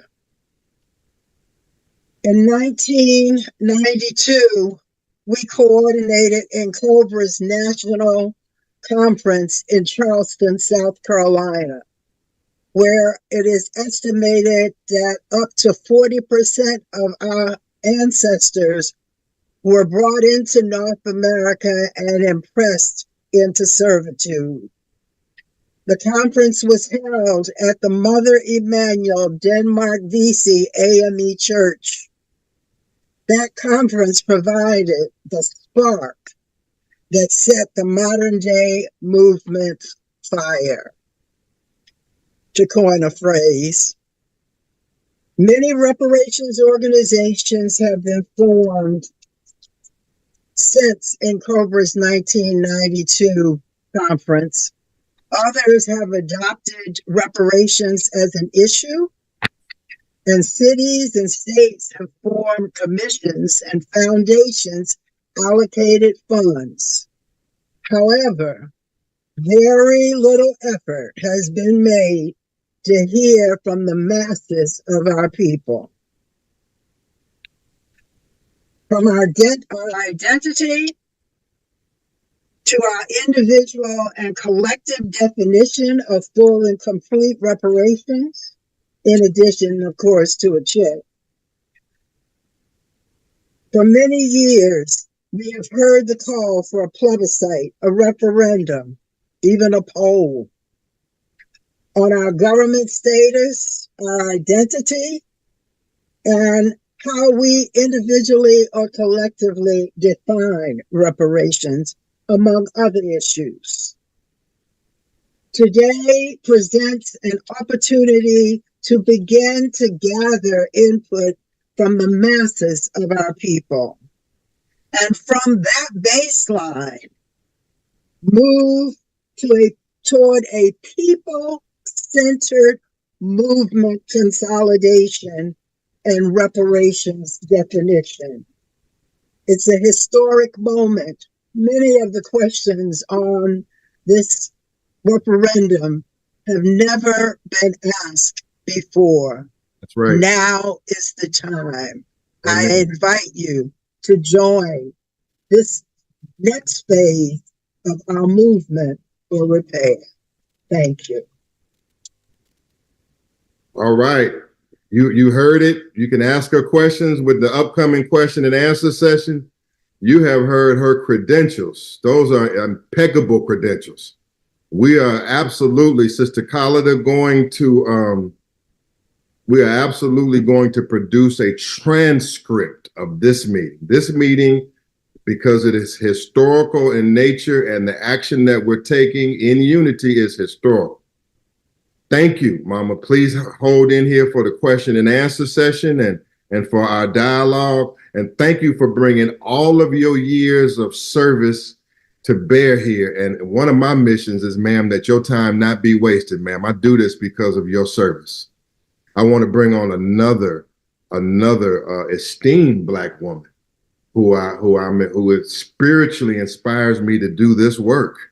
She is the wife of the Honorable Silas Muhammad, and in her own right, she is a great person, a great woman with great history in human rights and reparations.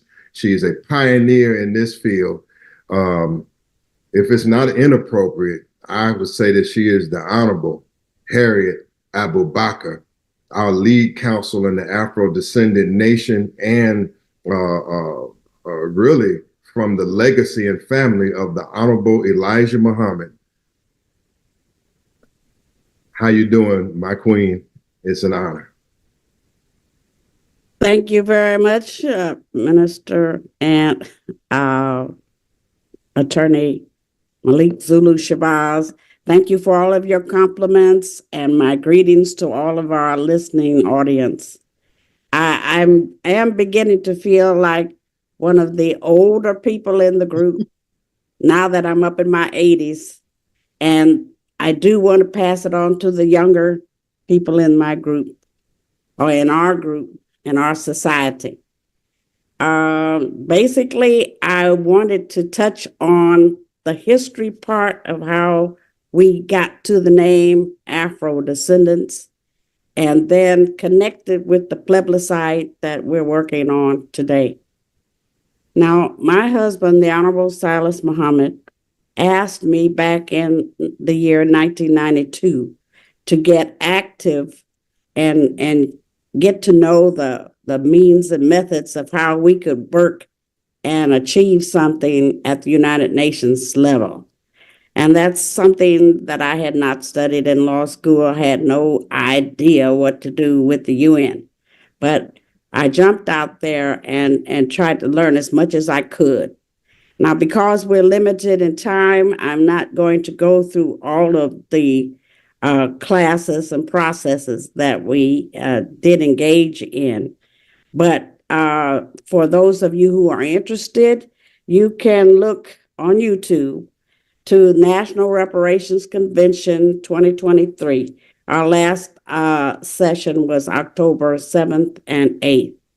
And during that time, I went step by step and told you about how we got the United Nations attention, how we pointed out to them that in their International Convention on Civil and Political Rights, Article 27, we basically did not have any human rights to defend because we did not fit their description. I go into that in some detail. So any of those of you who are interested in getting more detail, please go back to that episode, and then you can fill in the blanks as to how important the name and identity Afro-descendant is to us as far as the United Nations are concerned. United Nations did assist us in having different seminars. We, as a people represented by 19 countries, voted on the term Afro-descendant. We also gave it a working definition that was to be added to by the state of Brazil, and they outnumber us in body count about 2-1. And they wanted to tweak the Afro-descendant definition that we presented. And they have in the future intentions on doing that. But when it comes to the plebiscite that we're discussing today, when we talk about using the legal term Afro-descendant, it's because we have gone through all those steps to get it before the United Nations, to get the working definition that my husband and I came up with and has been presented to you by song by Pastor Victoria, and we thank her for that. We have done all of this, and we have gotten response, and we have gotten interest from all the Afro-descendants in the other 19 countries that were represented, because they were so impressed with how we in the United States handled the civil rights problems and how we were able to get the mighty United States government to give us some of the things we already had, but at least they recognized it a little more. And they asked us in the future to come up with methods and means by which they could look at what we are doing and then use that as a guide to do something in their own countries. So we're doing that. We have written books galore. We have studies galore, and we're going to get into some of that in the near future. And we have the information we need. So we are ready to go forward and see where we are as a people in our thinking. And that's why this plebiscite is so important now. Before we get into too much detail, too much work, we need to know what our people want. That's right. And they've never been given the opportunity to tell the world what they want. And now is that time. I'm speaking now for myself, like Brother Eunice does for himself, when I say this. But when I look at the situation over there with Israel and Palestine, I don't see much difference between the situation they're in, the Palestinians, and the situation we are in. If something goes wrong in our country, the things that are happening to the Palestinians could happen to us very easily. What's the difference? So now is our time to make a decision as to what are we going to do to protect ourselves. And we can't just think about it. We have to start moving on it. So I appreciate the plebiscite that's being presented, because along with other things, we have to get real. And if some of us can't do anything but protect ourselves so that we survive anything, then at least we can do that. And we need to take this plebiscite serious. We need to make it available to all of our organizations, because everybody knows this is for real. Look at the state the world is in. This is for real. So why we have to get real with it. What I'd like for you to do when you examine this plebiscite and when you vote on this plebiscite is remember this we're doing for ourselves in the United States, but it's going to be used as a model for 19 other Afro-descendant nations. Keep that in mind. This is not just for us, but we can give them help and guidance into what they're doing. They're watching us. Let's do it for them. Submit it. Accepted and received warmly. Warm, ma'am. Thank you so much. You bring joy to my heart and others' hearts. And you have heard from the Honorable Attorney Harriet Abubakar, whose credentials in this field speak for themselves. And we're looking, brothers and sisters who are watching, for 200 Black organizations, for 200 of our organizations to join us in making this plebiscite successful. And in a few minutes, you're going to see the technology. You're going to see the technology that we're going to use to gain over 1 million votes. Thank you. Thank you, Attorney. Please stay for the question and answers coming up in a moment. Coming up in this lineup, we have the Honorable Elena Porter, who's about to come, Sister Deidre Farmer-Paleman, Brother Cam Howard, and then for the technology display, Khalida Bastet, and we're hoping that Sister Melina can come on. We have to accommodate her. When she comes on, soon as she comes on, let's let her in, or let's make her the next person, because I know she's on the road.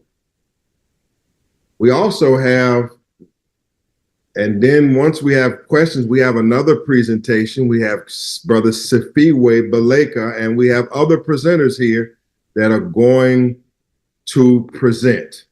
They will be accommodated, okay? So, and we have Brother Ishmael. We have to make sure he has very important things to tell us today, actually to help carry the program.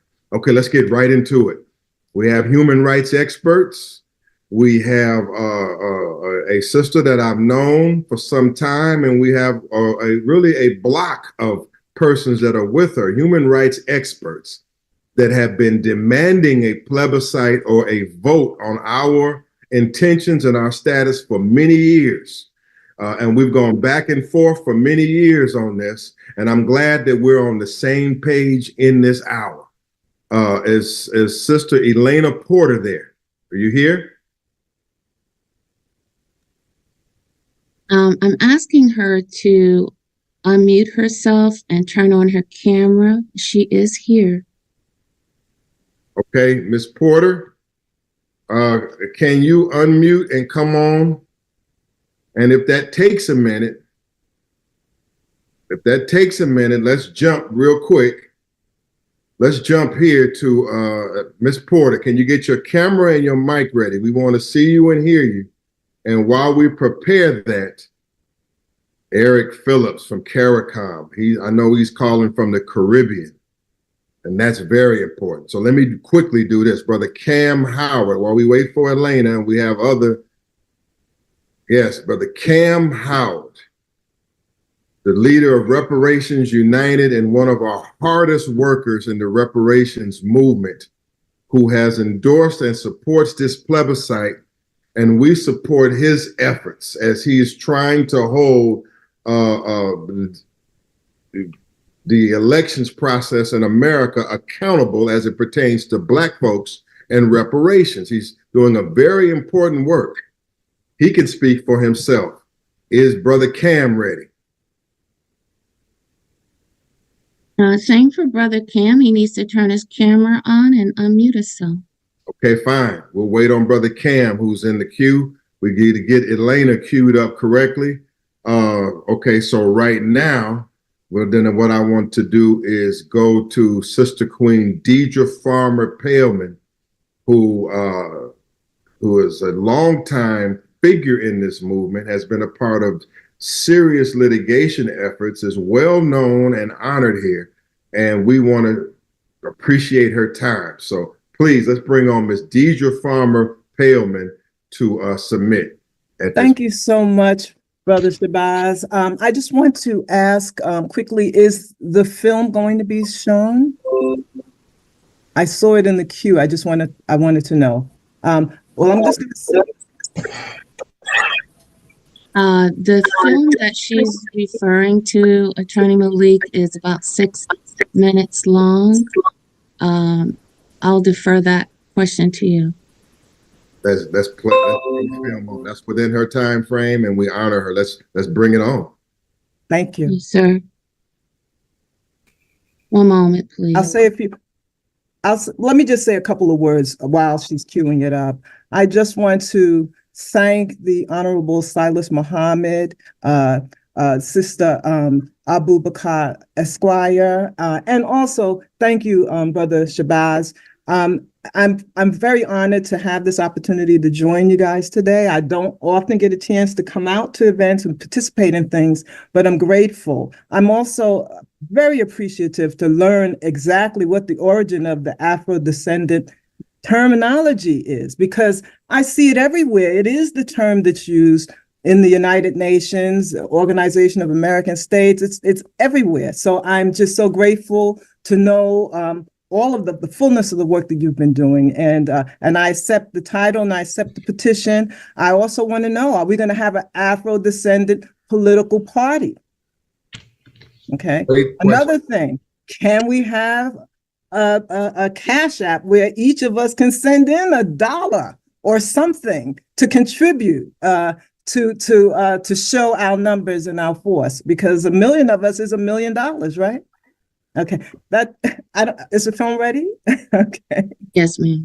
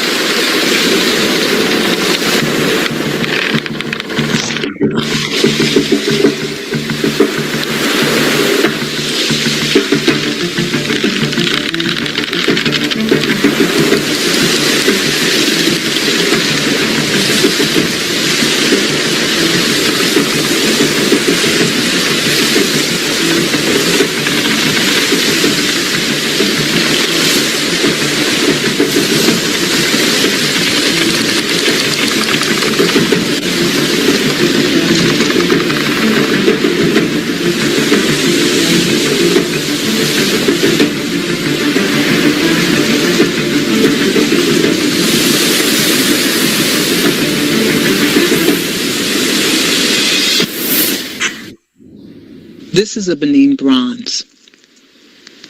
It was cast from melted manillas, a currency the Kingdom of Benin was paid in exchange for people they sold to Europeans in the transatlantic slave trade. As many as 10,000 Benin bronzes exist. One like this one sold for $13 million in 2016. They were taken from Africa by the British Navy in 1897 in retaliation for the Kingdom of Benin killing unarmed British Navy officers and African pilots. The loss of the Benin bronzes in 1897 ended centuries of enslaved people being used as human sacrifices at ancestral altars and in villages by the Kingdom of Benin.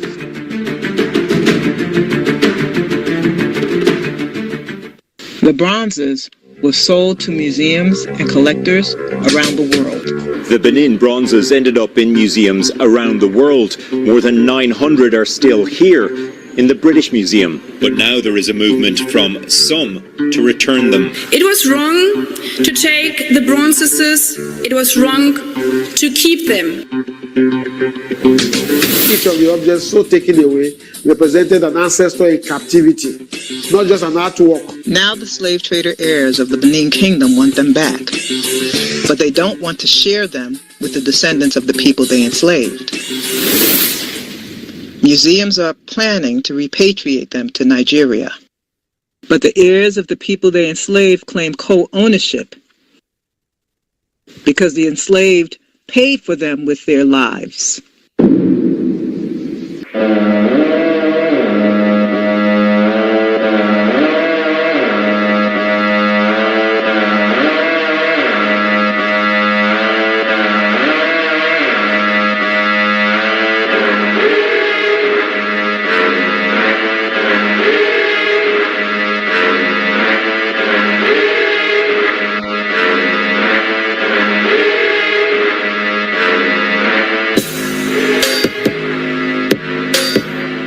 And the heirs of the enslaved are still paying for them with their sufferings. Don't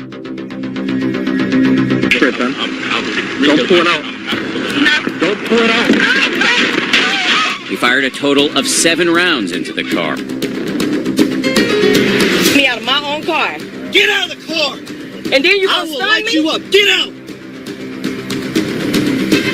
Don't touch me. The arrest was captured by a cell phone camera. Within seconds, Officer Daniel Pantaleo had wrapped his arms around Garner's neck. Cena ainda morre com tiro de fuzil da polícia do estado dentro da... Prosecutors say Officer Derek Chauvin had his knee on George Floyd's neck for 8 minutes and 46 seconds, including 2 minutes and 53 seconds after Floyd had become unresponsive.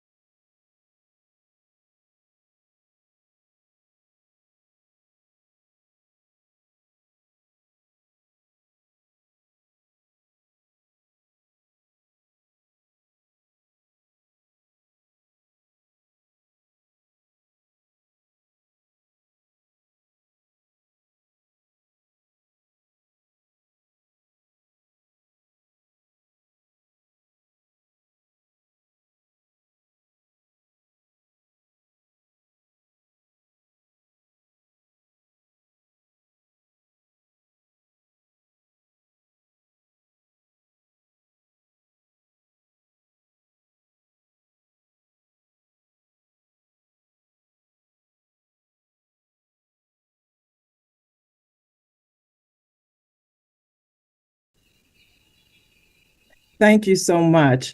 Now, a lot of you are probably a little confused about what it is. What is this message here? I just want to be clear about the film.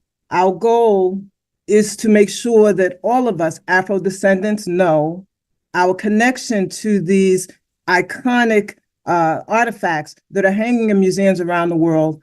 1/4 of them are here in the United States. The total collection are worth 30 billion. And most of them belong to us. Now, when I say us, I mean the descendants of people who were enslaved. Unfortunately, none of the museums, and in fact, maybe there's just one museum that tells the story of our connection to these relics. Right now, we have conflict with Nigeria. Nigeria does not want to acknowledge us and ensure that we get our share of the relics. However, with our campaign, we have managed to make some breakthroughs with international museums. And at this point, we have a little work to do because it looks like the door is going to open for us to be able to get our share of these relics. And when I say get our share, that is that we get assigned co-ownership or engage in the management of the relics so that they're not all going back to Nigeria, but some of them should go back to Nigeria, and we support that. But we definitely want our children to have access to these relics, and they are our reparations. There's opportunities that are coming with these relics and the things that we're doing, engaging with institutions around the world. We have 107 claim petitions on these relics around the world. And some of the museums are offering us a seat at the table at this time. So I'm going to ask you all, the African studies professors that you know, or the Black curators that you know, that is African descendants, Afro-descendant curators that you know here in the United States, art students, any of those folks need to be mobilized because there's about to be opportunities created for them in these institutions. So please contact me through our website. It's rsgincorp.com, rsgincorp.com. And perhaps my email address can be put into the room so that we can all mobilize around these relics because it's a critical part of this struggle for reparations. Also, we are engaging in healing conversations with descendants of the Benin Kingdom. And we've been doing that for several months now. But we want all of you to know that this is not happening in a vacuum. The OBA initially acknowledged us, said that we have a legitimate claim. And some of the descendants of some of the family, of the royal family, have been meeting with us for a few months now, probably since May of last year. So there are discussions happening, and there will be some harmony or some harmonious meetings, even here in the United States, that we will call on everyone to participate in. But it's almost like the ending of a war. Okay, because there was somewhat of a war that went on. I mean, a lot of us left Africa in wars, and this is going to be the first opportunity to settle a long overdue crime and conflict. So I just wanted to share that. You all know we do other work around corporate complicity. We have litigation coming up. We're about to launch a really powerful campaign around corporations that played a role in slavery. It's going to be a media campaign. And we are pushing for the use of the Proxmire Act, which is the Genocide Compensation Act that is the law of the United States government. We need the Department of Justice to start using the Proxmire Act to prosecute cases of crimes by police against our people and many other types of crimes, corporate crimes, insurance crimes, all kinds of crimes that are committed against us specifically as a result of us being descendants of enslaved Africans. They qualify as genocide, and we need to get the Proxmire Act used. So we have a campaign around that. And any of you who have any interest in working with us on any of these campaigns, please contact us. It's, we have an open door for anyone who wants to contribute. And that's all I have to say. Oh, one thing I want to say, thank you so much to Ida Hakeem, Sister Ida Hakeem, for actually helping me to become reunited with the Afro-Descendant Nation. We used to meet up in conferences all the time, and Ida, who has from CURE, which is a Caucasian group that supported reparations, has been solidly behind us all these years. And I know all of you know who she is, and she's a blessing, and I thank her for her being a true ally. Thank you. All right, thank you so much, Ms. Paleman. Honored to hear from you, and very refreshing. And there's so much that we anticipate doing together. Your projects are extremely important. I believe I can say you have the support of the Afro-Descendant Nation. We want you to help us push the plebiscite, and then all of our resources are your resources. Our contacts are your contacts, and there's a lot for us to discuss when it comes to corporate accountability, and I'm looking forward to our relationship, and I'm honored for us working together, and I commend you for your many years of service. Thank you very much. Thank you. Thank you. Okay. All right, sisters and brothers, I have my orders to follow. I have to take a few questions. We have Brother Cam Howard, who's coming up after the questions. We have Elena Porter. We have Eric Phillips. I know he's in from the Caribbean.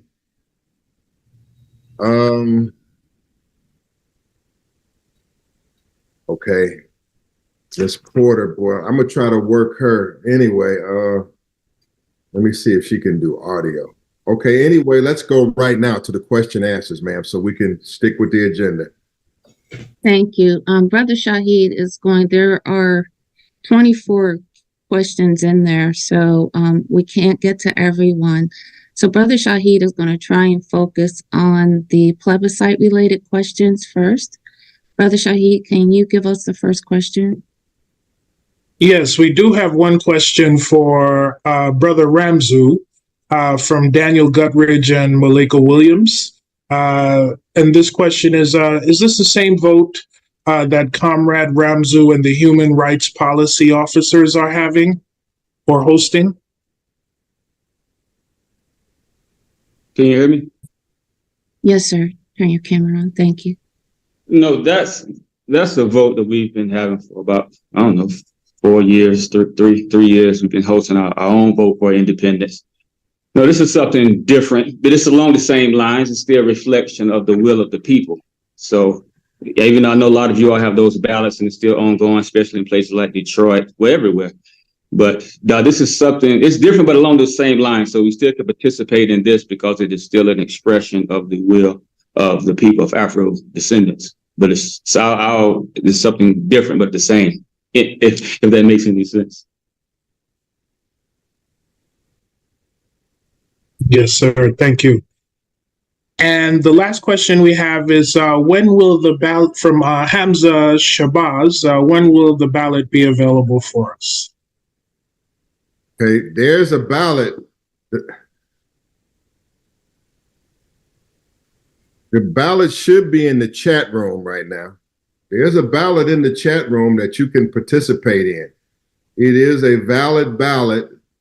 And if you click it and put your email and name, you can register your vote. In a moment, I want you all to see the professional technology that we're going to use to get the vote over to 1 million persons. This will not be limited to just us here and this leaders posting on Facebook. It's going to take much more than that. This is an entire campaign. It's going to be a way of life. When we're going to explain that more as we go along. There's going to be some finance invested in this. When you go on Facebook, just like you're seeing all kind of ads for everything else, things I didn't even ask for coming across my Facebook all the time. You're going to have to see the vote coming across the screen, and there's going to be, we're going to show you the technology shortly. We're not playing with this. We're committed to showing you that if you support this vote, that you're riding first class, that we're not about to do this janky or passing around a few pieces of paper. This is a big step we're taking, and it's a risk we're taking. And therefore we have to have the best to be successful. Okay, so they can put it in the chat room now. The vote can be taken. And as during the course of this meeting, you will see the technology that's going to come out next week. And also the existing phone number that we've been giving out, how that number will be used. And this is a real campaign. This is a real professional financed campaign. Okay. Any other questions here? Before we Attorney Shabazz, just to be clear, we don't have a chat room. So the communication is through the Q&A box. The ballot will be presented to everyone after the webinar. It will come up automatically as soon as you close your screen, and it will come to you via email. Whatever email you're using, you will get it in your email as well. So just to clear that up. Okay.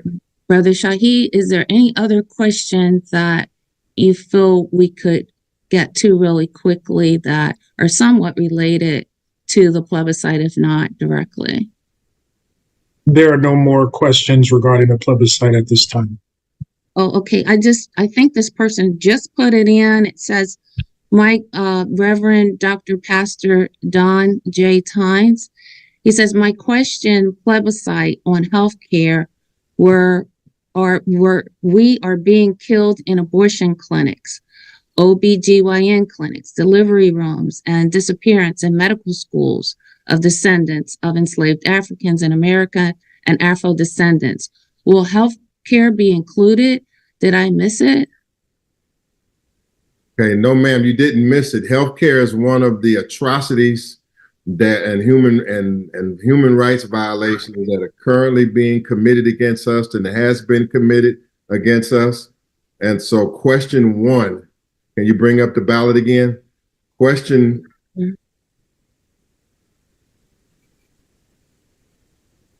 Question 1.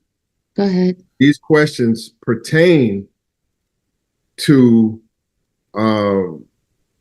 question 1. Let's scroll down. Question one pertains to us attacking or demanding or obtaining damages for what's being done, past and present. Ballot question number 2 is, let me see how this process works. They just say they kill it. You're saying that they are violating our health rights right now. Every vote in the plebiscite is another soldier in this battle for reparations and self-determination.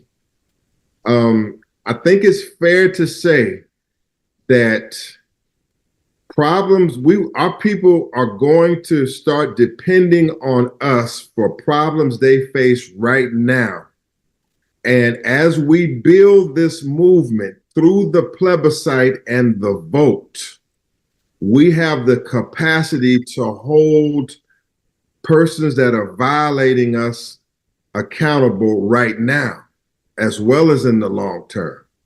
And so we want your pastor, I think you said, to support us. We want to rope him in. And we are connected to many other kinds of activist organizations and attorneys and others. If your pastor and your movement help us to prosecute this vote and pursue this vote, and you get hooked in with us, even if it's not through the ADN. If somebody is violating and abusing our people, you now, through helping us with the vote, you have access to Black Lawyers for Justice. You have access to other organizations. You have access to somebody that's going to get on whoever's harming our people. Okay, so just come on into the process, and this is a fair exchange. Whoever helps us here, we will not leave them hanging if you are being violated by white supremacy out there. Thank you, sir. I'm going to pick one more question here from Sister Imam Hameen. The ballot needs a priority for vote that clearly delineates dual citizenship, United States and an African country of choice on the continent. Okay, we respect what you're saying. We believe if you put that ballot up, go to question 4 with the 4 options. Okay. The question 4 gives you the option for dual citizenship. For example, if I check priority 1, remain a U.S. citizen, and number 2, is my second priority would be a return to Africa. Then we have repatriation personnel and persons in this movement. So if your priority is dual citizenship, and that's where you want to be in this movement, as we collect these votes, you will immediately gain access to the persons that are actually handling repatriation right now, as well as dual citizenship options. Okay, when you check priority 1 and 2, you're basically saying that I desire to remain a U.S. citizen and I want to establish also citizenship in Africa. Or if you check number 3, it's the third option in whatever order you choose to choose it, that would give you the option to remain a U.S. citizen, declare citizenship in, say, Jamaica, which is something that I plan to do in 2024. So, man, we do believe at this stage that the ballot, not only does the ballot accommodate dual citizenship, but our movement, as you register your ballot and become a part of this movement for the plebiscite, then if you want to, we give you access to the dual citizenship experts right away. You don't have to wait on that. If you want to pursue that policy, to be by linking in with this movement. Okay, let's do this. Let's try to move the ball here. What I want to do now is Miss Porter still on by audio? We might just have to let her do audio. I don't see her. She might have had to go to work. Okay, she'll come back, but she's strongly with us. Okay, so Brother Cam Howard. I mean, now this is Brother Cam Howard, the leader of Reparations United. This is one of our most experienced allies. This is one of our most knowledgeable allies. This is one of our most committed persons. We're honored that he would endorse the plebiscite process because this is something that we're sharing in. And so let's hear from him, as he knows we have our mutual commitments to each other. Brother, we honor you. Thank you for taking the time, but we know you getting ready to drop it. So come on, Brother Cam Howard. Well, thank you, Brother Conductor, and thank everyone here on the call, all the panelists, everyone who's tuning in. Thank you for giving me this opportunity to share what we're doing at Reparations United, and in particularly Earn the Black Vote campaign that we're pushing. But as was stated here, the goal of the plebiscite is to determine the aspirations of Afro-descendants in this country around the issues of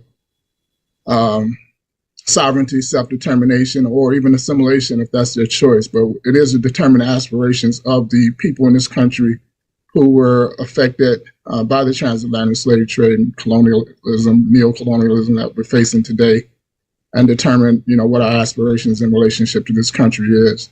And it's extremely important that we know exactly what those aspirations are, because in obtaining that information, we then can begin a process on attaining true power in this country. And so that's really the importance of the plebiscite. For many years, many of you know I was a leader in COBRA, the National Coalition of Blacks for Reparations in America, and many of their leaders were mentioned here today. Baba Mario Badeli, Chokwe Lumumba, Mama Fia Namaganza, who spoke earlier, and many others. And in COBRA listed their Legal Strategies Commission, even prior to me joining, had came out with what they say were the 5 minimum areas of repair, or what they call the 5 injury areas that this government must address in any type of reparations to us as a people. And those 5 minimum injury areas that continue to impact us are education, economics, health, criminal justice system, and peoplehood. And it's the issue of peoplehood that the whole idea of the plebiscite is to address. Peoplehood consists of our collective identity, as you know, as an Afro-descendant, that was lost. Our collective aspirations around self-determination. Again, the plebiscite is designed to address that. Our collective culture that was damaged, that was destroyed during the transatlantic slave trade, during the enslavement of our people in this country. And also our collective consciousness on how do we see ourselves as one people, or if we see ourselves as one people. And again, these are the things that the plebiscite is to get us to begin to understand and answer some of those questions. So the whole idea of peoplehood is something that will begin to be redressed, as in COBRA calls it, in a national plebiscite. So that's very important. Now, and COBRA also pushed the Reparations Commission, HR 40, in its beginning in 1989. In fact, in their mission, it was agreed by these revolutionary thinkers that we will push the passage of HR 40 because we use the means that are available to us to engage in revolutionary action. And so in order to get a federal bill passed in this country, or to get federal reparations in this country, not even a bill, but in order to get federal reparations in this country, there's a few means that are available to us. One is through the Supreme Court, the 3 branches of the government. Now, in 2005, as Deidre here was part of that lawsuit, it was denied, it was appealed later, and the federal appellate court and denied again, citing our inability to establish standing and some other things. So it hasn't went to the Supreme Court, and if it was to go to the Supreme Court at this time, it will certainly lose with the configuration of the court at this time. Then there's the legislative process during the House, through Congress, and we know that at this time we cannot get a bill passed through Congress. Even if we had the bill passed in the House, we had 217 votes confirmed yes votes in the last Congress. We only needed one vote for it to be brought to the floor. They didn't bring it to the floor for that vote. But even if it passed the House, it wasn't going to pass the Senate. In the Senate, you need a 60-vote supermajority to block a filibuster. And the Senate, Republicans have used a filibuster in almost every major civil rights, quote unquote, civil rights case, civil rights legislation that's been brought before it. So it would never pass out of the Senate. And so the third and final way to, not the final, but the third way to get reparations in this country federally is through the executive branch. And it is this where we are building the campaign around. The Black people in this country has created unintentionally a significant amount of power within the Democratic Party where they're totally dependent on our vote. Every day you hear about they're so worried about the Black vote. They're throwing hundreds of millions of dollars to get the Black vote to come out. And we have a research by a firm that says 2.9 million Black Democratic voters are not feeling Joe Biden.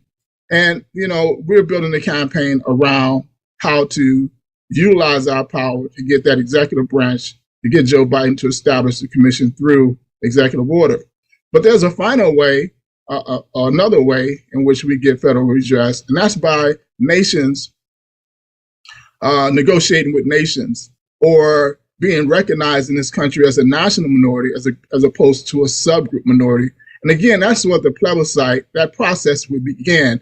Once we determine that we want to be recognized as national minorities, that we want to assert that we have the right to create a government, then we can go to the process of doing that. But that's a process, and it's a multi-stage process, something that we definitely need to begin that process. And I think from all the leaders here today that's something that we agree that we're going to do. However, right now before us is a critical point in the history of Black America and Black voting in this country. And we cannot allow this particular moment to pass us by without attempting to exercise this power that we have. And as I stated, we are 20% of the Democratic Party's base, or I didn't state that, but I'm talking about the power that we have within the Democratic, this unintended power. We are 20% of the Democratic Party's base. All other people of color combined is only 19%. So we are more than all other people of color combined in the Democratic Party base, which makes them totally dependent upon us. They cannot win without our vote. There's so mainstream publications, pundits, think tanks, all are saying the same thing. The Black vote is critical for a Democratic Party win. And we're building this campaign, Earn the Black Vote, around three foundational truths. That first truth, as I just explained, is that the Democratic Party is totally dependent on the Black vote. You can't deny that. They can't deny it. We have to see it, and then we have to move upon that. The second foundational truth is that at this particular time, right now, today, Black people in this country need a commitment by the Democratic Party toward reparatory justice and ending structural racism in this country, the revolutionary changes that this country needs to take. We need a commitment. And the third foundational truth is that commitment can only be demonstrated if this president established a reparations commission by executive order now before the election.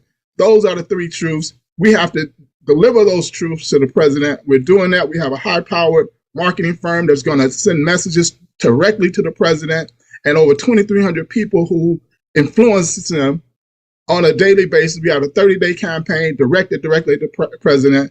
We have research to determine whether or not those 2.9 million Black voters who say they're not feeling Joe Biden, we have a research question that's been inputted in one of their surveys to determine whether or not they will come back to the Democratic Party and vote Democratic in November if he was to establish that reparations commission before the election. That's tremendous knowledge and information that we can then leverage again to make sure that this president acts in the way that we want him to act. Now, why is that important to the plebiscite? If a reparations commission was established, and as I stated, the revolutionary leaders of NCOBRA has always saw the commission process as a means to engage in revolutionary action around the issue of around the issue of sovereignty and self-determination. Land was always a component of the Republic of New Africa, land was always a component of reparations in the context of our peoplehood. And so in establishing the commission, one of the commission's goals is to go around the country and have sessions with Black people around the country. This particular group can inform the commission on our goals of plebiscite and make that part of their mandate, because it's the people who push the mandate of the commission. And so we can make that part of their mandate as they're going around the country. They have to deal with this issue of land, of sovereignty, of recognizing our national minority status, teaching our people about this. We get an opportunity to put this, what Professor Averone called a sovereign psyche. Our people do not have a sovereign psyche. Where you have sovereign national people who recognize themselves as a nation, they have a sovereign psyche. And part of our goal, as we teach about the plebiscite, is to produce that sovereign psyche. And he has 2 books around sovereign psyche that we need to bring that brother into this conversation, help us strategize around an educational campaign that goes hand in hand with the education around the plebiscite, but also around developing the sovereign psyche, or collective consciousness, as Dr. Chikane Diop would say, a collective consciousness, which is necessary for a people to be one people. And so, I just want to add that the process of getting to the plebiscite can take many directions. And one of those directions, again, is to force this government to engage in to create the Reparations Commission by executive order now before the election. So then in the next 6 months after it's established, the commission will be established. And then in the next administration, we can get the commission's work done. And if we state that part of that work is to assist us in determining, or not assist us, but in directing redress mechanism or proposals around our peoplehood, then the plebiscite and understanding our aspirations around national identity, around self-determination, is part of that repair to our peoplehood, and it goes hand in hand with that. And so we have teach-ins every 2 weeks. Our next teach-in is on this campaign, Earn the Black Vote, again, to establish a reparations commission by executive order before the election, utilizing the unintended power that Black people have built by voting for 70 years just Democratic in this country, and forcing this president to create that commission. Every 2 weeks, we have a teach-in. The next one is January 17th. Part of our campaign, again, is targeting the president, but also we have to target Black voters and let them know what the stakes are.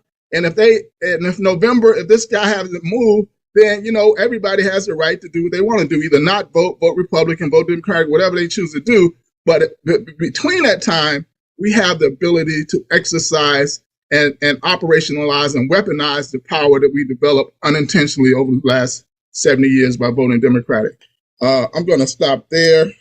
Final thing is our postcard campaign. We have a postcard campaign that we're sending postcards to the White House. We had 5,000 in Atlanta at the Afrodescendant convention. We had another 2,500 dispersed in Evanston last month. We have a goal of 60,000 postcards. We've already sent about 9,600 already have been distributed and sent to the White House. And we have a goal of 60,000 over the next 5 months. This is about 2,500 a week. If you have an organization, go to earntheblackvote.net. There's a page where it says postcards. You can order postcards from us. We'll send them to you free. All you have to do is make sure they're delivered or distributed and mailed in within a 1 week to 2 week period. So thank you for this opportunity to share how this current political climate we're in is opportune for us to take advantage of what we're trying to do as far as a national plebiscite. Thank you. Thank you so much, Brother Cam Howard. Thank you so much for your submission. Joe Biden is on shaky ground right now. He He is actually being defeated in national election polls by Donald Trump, who has been indicted in any number of states on any number of charges. And with all of the dirt that they throw on Donald Trump every day, Joe Biden still is underpolling in the election against Joe Biden. And so he would need to get to agreeing to whatever our demands are fast. So I want to thank you for supporting the plebiscite, and may I commit to you that on behalf of ADN and Black Lawyers for Justice, that I want to speak with you within the next few days about solidifying and taking action on the things that we have promised to help you with, that you're helping us, and we want to help you, and we want to get concrete with it so that we can get into whatever we have to do and whoever we have to jam for the purpose of this mission. Okay. Thank you so much, bro. Our commitments are real here. Okay. Thank you, brother conductor. All right. Thank you. We're going to keep moving. I know we're coming back to some questions, and we got some other presentations. And so from the Caribbean and from Guyana and from the Guyana Reparations Commission and from CARICOM, in the spirit of solidarity, which is, I think, is number on the ballot. That's ballot question number 7. That gives us the choice, and we've made our choice in the Afro-Descendant Nation. And we're honored to receive you. And thank you, Brother Eric Phillips. Ballot question 7, that we're in solidarity with other Blacks or Afro-descendants who just will ask you, do you consent to support them and to receive support from other organizations in this hemisphere? And to get more information on that, if you choose to support, we know at ADN, we support Brother Eric Phillips. Come on, we want to hear from you. We thank you for taking your time. Thank you, my great brother. I had some dental surgery, so the mask. But it's an honor to be here again, speaking with the Afro-Descendant Nation. Congrats on having this event. I fully support the plebiscite as a process and mechanism for creating momentum in the United States and globally.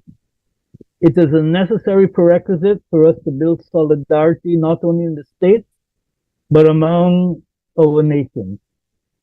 I also want to salute Brother Cam Howard for his strategic intent in making Biden and the Democratic Party to leverage them so that they do pass HR 40 or SR 40, because the time is now.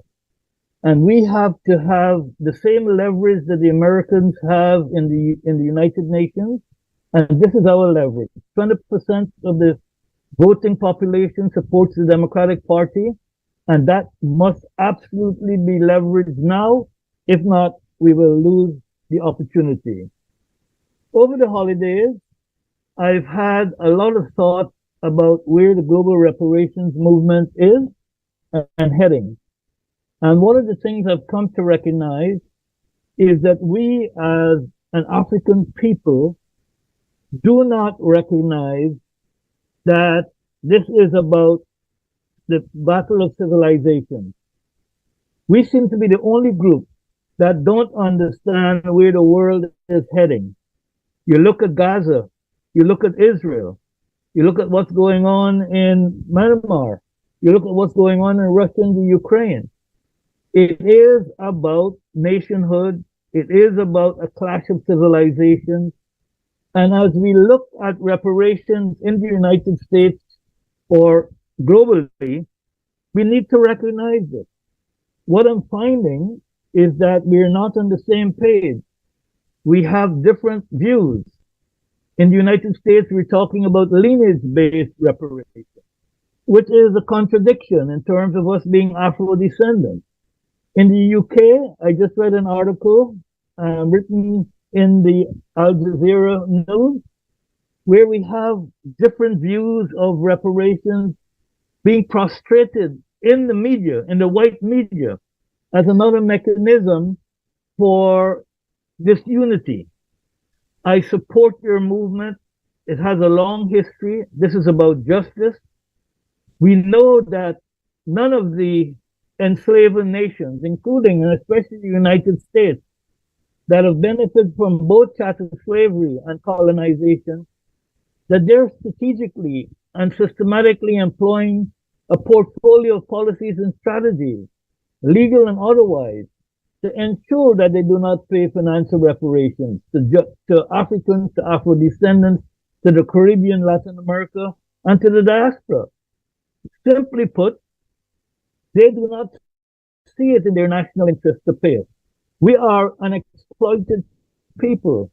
Capitalism is based on exploitation. And as Africa still has more than 40% of the global resources needed for development, they need to keep us the way we are. So to give us reparations, to give us freedom, to give us self-determination is going to be a struggle. So what I'm essentially saying is I support the plebiscite, but we as people of African descent, we as Afro-descendants, need to understand the geopolitical environment, the geocultural environment, and the geoeconomic environment. If you look at African countries, we are heavily indebted. Ghana last year paid 42% of its income just on interest payments. If you look at climate change, which is damaging Africa, there's supposed to be a fund of $100 billion a year. COP28 resulted in a fund of $400 million, of which the US paid $17.5 million.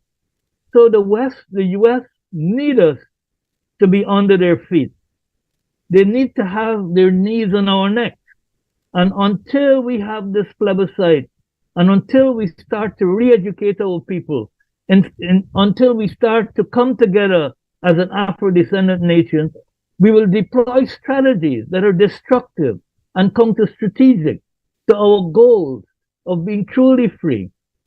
If you look at tax avoidance in Africa, American companies and others are stealing about $60 billion a year.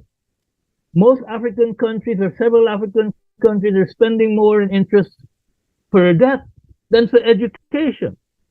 So my brothers and sisters, I salute CAM, I salute you, I salute the Black Lives Movement, because that was the movement that forced the Dutch government to apologize. And in apologizing, they're still playing games. They've apologized, but they don't want to pay reparations. And I fully believe that the Dutch government would not have apologized unless they had consultations with the Americans, with the British, with the French, with the Dutch. As you can see from the United Nations Security Council, these nations work together. They do not want Black Americans or Afro-descendants to be free. They don't want Caribbean nations to be self-independent and economically and politically. They don't want African countries to be free. And so all of these strategies will be used. And we, as an Afro-descendant nation, have to find ways of coming together, of thinking strategically, so that we have a common vision of what this environment is. Because we are going to be to self-defeat ourselves if in the United States we're pursuing strategies that are counter-strategic to what's going on in Europe, and what's going on in CARICOM, and what's going on in Africa. So my dear brothers, this is an important plebiscite. It's critical that we pursue it with the strategic intent that has been discussed. We have all the brains on this panel, on this platform. We have a lot of brains all over the diaspora in the US. We need to come together strategically. We need to pursue our leverage, whether it's economically, whether it's politically, in the next elections, so that we can succeed. So I honor this platform and I continue to support it. We in CARICOM are doing our own, but unless America is sorted out, so to speak, unless America leads, unless the American reparations community comes together and leads, we will not have the same leverage as Black Lives Matter had globally. America is the key. What we're doing in the States is key. I lived the Middle Passage. I was born in Guyana. I spent 30 years in the US. I lived in Africa for 7 years, and I spent 4 years living in Europe. We need to look at this collectively. We need to understand what Gaza means to the reparations movement in the United States. We need to mean what Gaza means to us as we take reparations to the International Court of Justice. But before we do any of that, we need to unify ourselves. We need to have a plebiscite. We need to have a mandate so that we can move forward. I thank you, brothers and sisters. Well received. Well received. I mean, can you understand the profound nature of what Mr. Eric Phillips has just said? I mean, there's so much in what he has said. We thank you, brother, for taking the time. Our commitment is here. We accept our duty in the West to take a vanguard position to help you in what you're doing. We accept the challenge, and we appreciate you endorsing the plebiscite. Sisters and brothers, we're going to move quickly right now. We're well on our way to having 200 organizations formally support the plebiscite. We're getting ready to show you the technology that we're going to use next. In the meanwhile, share the link that you're going to get today that shows you the vote, and the link that some of you have been getting by text. Just simply use it all the time. I mean, I'm using it all the time. When I'm doing my police brutality work, my legal work, I'm hitting you with that link. I want you to vote.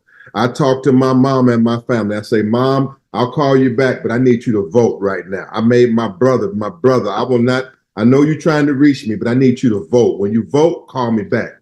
I mean, we're going to embrace our plebiscite like a lifestyle.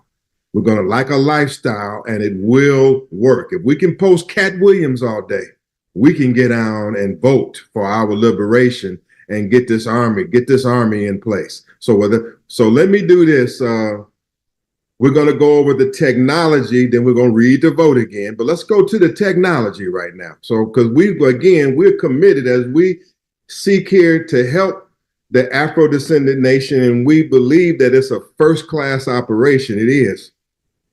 We don't come with janky technology or second-rate methods. We refuse to. I have to argue with my staff. They want to use other methods that are this or that. I argue with them all day. I say, I can't use a text app. I can't.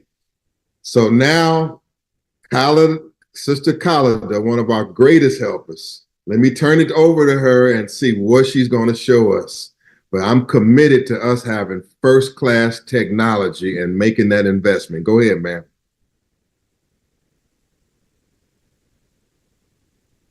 We got to hear you. I said Ashe, and thank you, brother. I just want to say, first of all, as I even sit here and listen to the new panelists that come on, there's so much more to learn. And I get more encouraged each time. So I know we're on the right path. We're not on track. We're on the right path. With that being said, Sister Tahida, if you can bring up, please, what our latest plebiscite responses are or have been. Wait, I need to close this out because I'm blocking something where I can't see. Okay, so the date parameter for these results are from October 7th, 2023 to January 14th, 2024. We have garnered 35 states consistently, and to date we have 577 responses from the texting system, which says to me, and hopefully you can see what the numbers are here state by state. And it says to me that people are engaging. Just real quickly, we had high peaks where numbers were coming in back to back to back. We have toward the end of the year maybe slowed down a little, but that's not alarming for us. I feel a lot comfortable with the new platform that Brother Malik and I and the other brother from the National Database Committee reviewed for 2 hours yesterday and came to a determination. So just very quickly, again, I just want to just show this because where we are now is we have 577 actual responses in our database from the response team. From the responses from the plebiscite. The plebiscite contest, we're up to 478 new people entered into the system. And they will remain there. They will be integrated from this system of the Slick text messaging system into our new official voting application. We can go to the capabilities, if you can, sister, of the application. Yeah, we don't need to do the other one because I want to save time. So the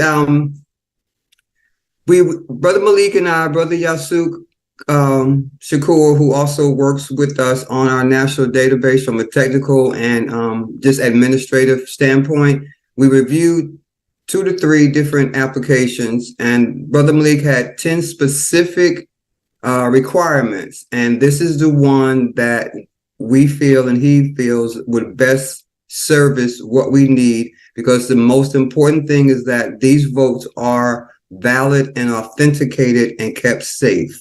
And that is going to come from eballot.com. If you can scroll up, sister, this is just a screenshot. I'm not going to take a lot of time with the brothers so others can go on. But this is the website that they have. They have their vote integrity. We can trust their results, the administrative experience that they offer on these platforms, vote platform, modern user interface. I mean, it's a lot of interactions that we are going to be able to use moving forward, not alone just for the plebiscite, but any other quote unquote voting, that may come along in the future to take place. If you go to the other slide, sister, it's going to show what the actual package. This is the package that Brother Malik has confirmedly agreed on. If you scroll down to where the blue check marks are very quickly, please, Queen. So the business plan, which is they can manage, they being eBallot can manage it, or we have an option to manage self-service ourselves, meaning we can input our plebiscite, we can maintain, we can control it. And we being specific administrators will only have access to this. And let me back up and say, Brother Malik did put the consultation request in under the Afro-Descendant Nation's name. So this is not Brother Malik's, app. This will be for Afro-Descendant Nation. Sister Tahita, myself, and I'm sorry, Afro-Descendant Nation on behalf of all of the other organizations that are with us, meaning that I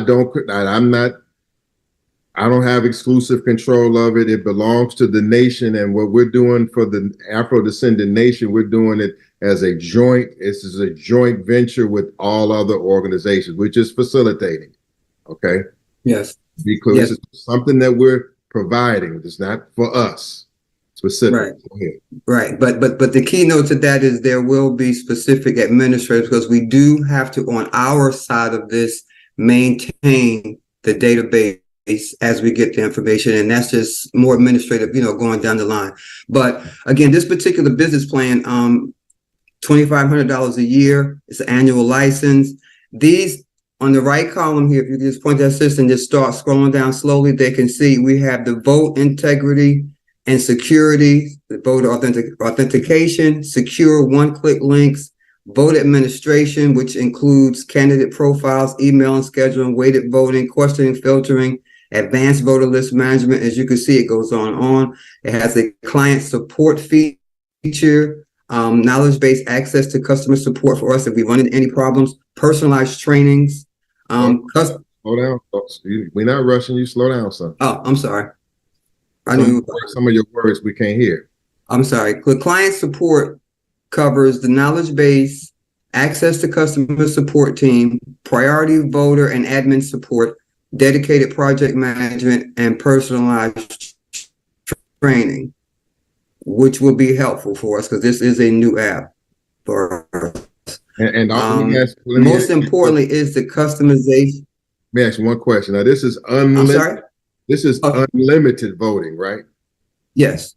Okay, go ahead. Yes. You mean in terms of the number of votes that we can receive? Yes. Yes, sir. It's unlimited. Okay. Yes. The other feature is customizations and integrations. SSO, the single sign-on, custom layout options, meaning we can lay out the plebiscite the way that we choose to lay it out. Custom voting method calculations. And if you go up a little further, sister, on the auditing, it offers auditing. The results export, meaning we will get all our results exported to a PDF. We will get a results export of raw data. Administrative fingerprint report. Not quite sure what that all means yet. certified results report. That is key. What this app, eBallot, is saying, we will certify all plebiscite responses and answers and the data that they collect. They are certifying it to be an actual individual vote, and then a custom reporting. So those were the features that, again, after reviewing 2 or 3 other intensively other apps, we felt that this is the one. eBallot will be more than sufficient to get, the results that we want to have with the plebiscite. This app can work through integration with the current system that we have, meaning the contacts that are already into the SlickTech database can be integrated and brought over into this system as well. So we're not losing any contacts. We're not, going out soliciting more phone numbers or emails. We will be able to use actually the 1,400 contacts that we do have already in our national database. So with that, I submit I will follow my next directive from Brother Malik, and we do have a consultation we're waiting from them scheduled on Monday. And then once we do that, I personally want to have a conversation with them to make sure that this app meets every requirement and then some before the brother makes the purchase. I submit. Okay, let's come back to that app. Let's come back to that app and go to the top of the page. I ask a couple questions and we can move on. Okay. Come back to it, Sister Tahita. Let's come back to eBallot and go to the top again. Okay. Okay. Right. Just stop right there. Stop right there. Okay. Can you certify here that people will be able to vote by text, right? Like the way they are now, if they get the text that Sister Tahita. Right. If I may read that, please. People can vote by text the way they are right it's an now. Annual or flexible license. I didn't hear you. Okay, can they vote by text the way we're doing now with the link that Sister Tahita has sent out and the one that's going out today, where you simply hit that link, it comes up, you vote, and then you put your email in and you're out. That works in this system, correct? Correct. Okay, because it is as simple as what Sister Tahita sent out is as simple as that vote is now coming back. I mean, those emails are literally coming back right now because that vote took 2 minutes to take. Okay. And that's what I like about the vote. Okay. Okay. And obviously by email, you can vote. And obviously, we can vote by giving out a phone number. So if the person puts in our existing number reparations in the phone number, the link will come up, correct? Correct. Okay. And so what we're saying to you, sisters and brothers, is that we have researched many professional voting sites, and that we have arrived that this is the best for our needs. And we're going to be in training for another week on how to utilize it. And that the organizations here that are helping us, that they will be a part of the sharing of the administration of it. Like Brother Ramzu said, he had 10,000 contacts that he wanted to vote. He's been kind enough to say he's going to input his 10,000 contacts in the system. Well, see, that's getting us down the road to the million. And these are the kind of deals that we hope to cut with churches and other organizations and groups. Allow your members and your database to come into our voter base and let them vote, okay? And whatever kind of exchange we need with these other organizations or leaders to allow them to give us and input their contacts, certainly we're going to give them something stronger back, okay? But scroll down a little bit. What we're showing you here and what you're going to be seeing in the very near future is that the Afro-descendant nation is serious about this voting process, and we're not playing with it. And when we want our reparations movement to be represented in the best light, and all means to get the vote and to certify this vote and to authenticate it are being taken place so that it's a credible vote and that people believe in it as much as they believe in voting in this white American system. Okay. Right. And that's just the basic point that we wanted to show you. If there's any questions here, we can take questions, but that's my basic intention to let you know is that we want our Black nation as a whole to have the best. And the ADN believes in making and having our movement ride first class. Are there any questions on the voting and the technology or things that we need to look for as we get ready to put this vote before the nation? Yes, sir. There are some questions regarding the technology. Brother Shaheed, would you go forth with those few questions, and then we'll turn it back over. Take me off the screen. Let's go back to the okay. Back to the Sure. side. Let me just get a chance to unspotlight you. Thank you. Okay, 1 second, Sister Coletta. Okay. All right. So we should be on the screen now in gallery view. All right. Go ahead, Brother Shaheed. Thank you. Yes, ma'am. We do have a question from Maya Hadi. Can this voting system also be used within the ADN for voting in its voting in its government officials? I'll speak for Sister Coletta. Yes. Once we have this annual system, it is being used primarily for the plebiscite for reparations and our vote. However, it can be used for other organizational votes. Am I correct, Coletta? You are correct. And Brother Yasuk is actually watching. He said, yes, it can. Okay, so if ADN wants to have its internal elections or its national vote, they'll be able to use this system. And I'm going to venture to say, yes, you can. You can use this system. And I'm going to venture to say that if Cam Howard or Brother Ramzu or in Cobra or the brothers and sisters or the groups that are partnering with us want to use this voting system to conduct their own organizational votes, we'll be more than happy to set you up on the system to use it, because we appreciate what you all are helping us with. Yes, and it's a lot of features. We're just learning it right now, but it's for us as a movement, not just ADN as a project. Other questions? Yes, we do have a question from Shirley Baker. Put it back up. Put the e-ballot back up. You know, one day, it's not 2 days, one day we're going to have all of these apps and stuff owned by Black folks. You know, right now we subject to white folks and subject to the English language and all of this, but we just give, I wish I could do better, but I have to fly the white man's airplane and all kind of stuff so I can get all the way Black. But yes, go ahead, question. Yes, sir. The question from Shirley Baker is just regarding the plebiscite overall. What are the next steps after the people's will has affirmed through the successful vote? Okay, that's a good question. My dear brother, if let's just say over the course of the next 12 months that we go all out campaigning, and when we say campaigning, we campaign like we running for office.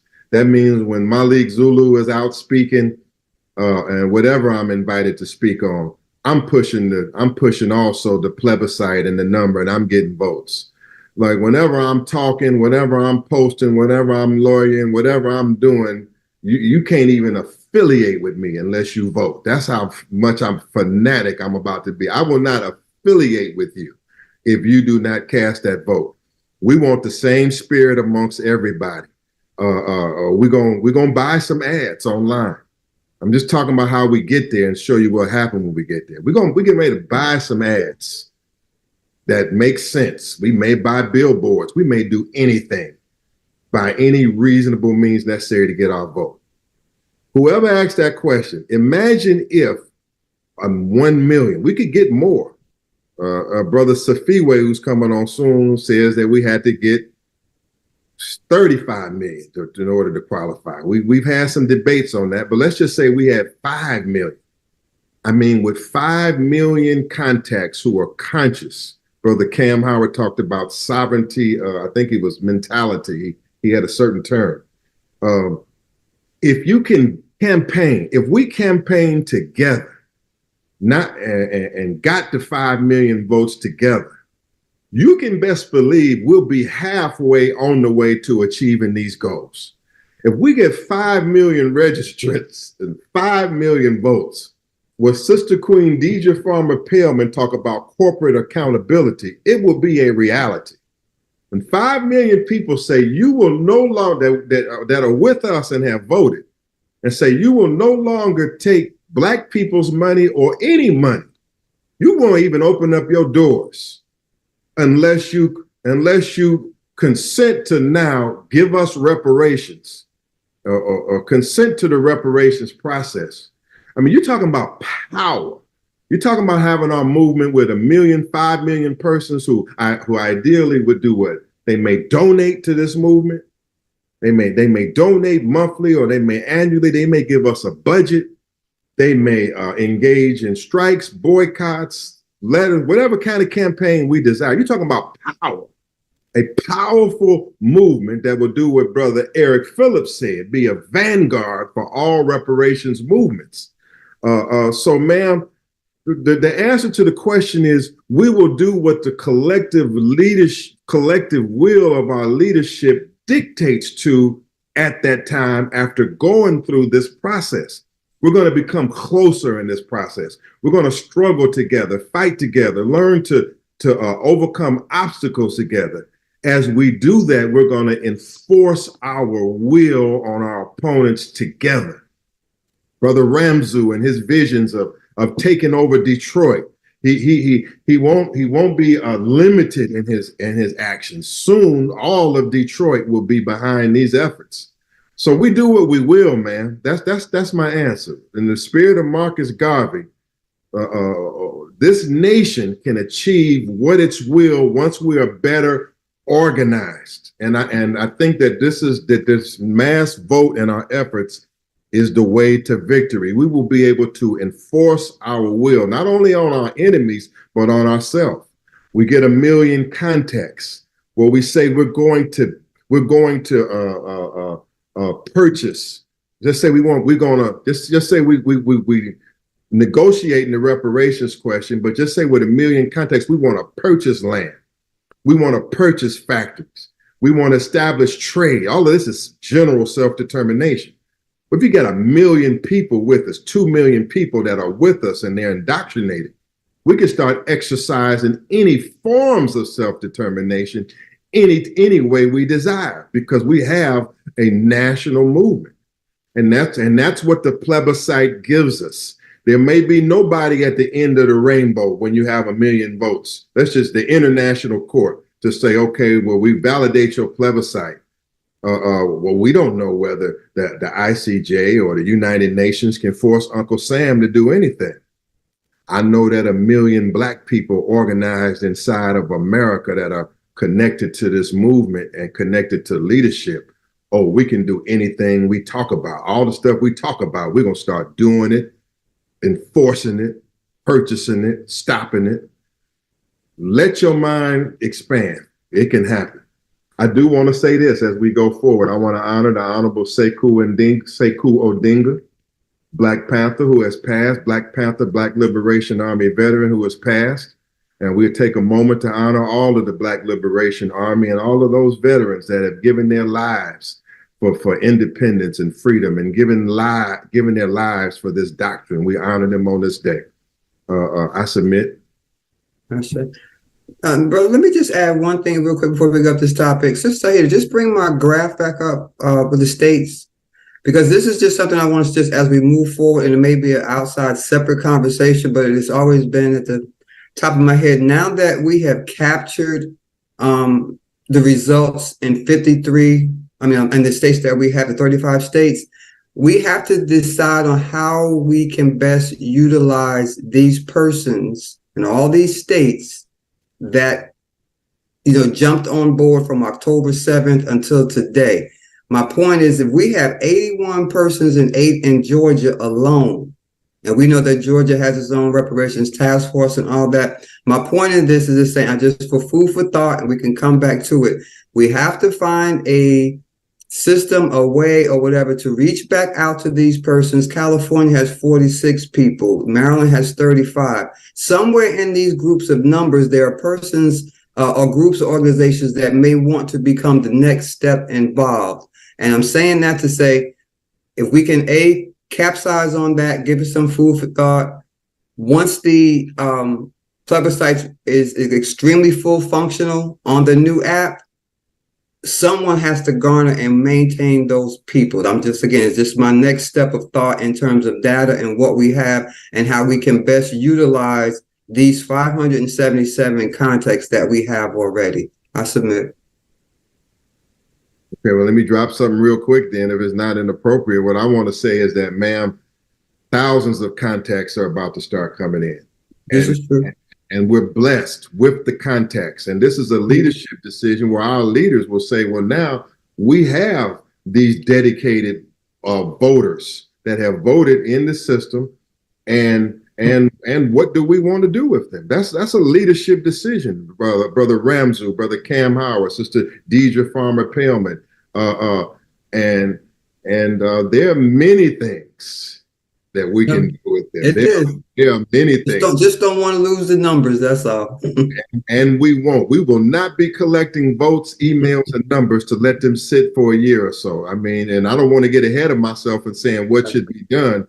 But again, we're going to be blessed. We're going to be blessed with massive contacts. We're going to be blessed through voters. And then we as leadership got to exercise how we can do it. Let's go to Brother Ramzu. Brother Ramzu, we get all of these voters and contacts coming. I want to ask Miss Abu Bakr also. And then we move on to others. Ishmael Abdul Salam is critical. But just say, Brother Ramzu, we got 100. Well, we got 100. We got 100,000 voters or contacts from around the country that have come in. They say, I'm for reparations and I'm ready to fight.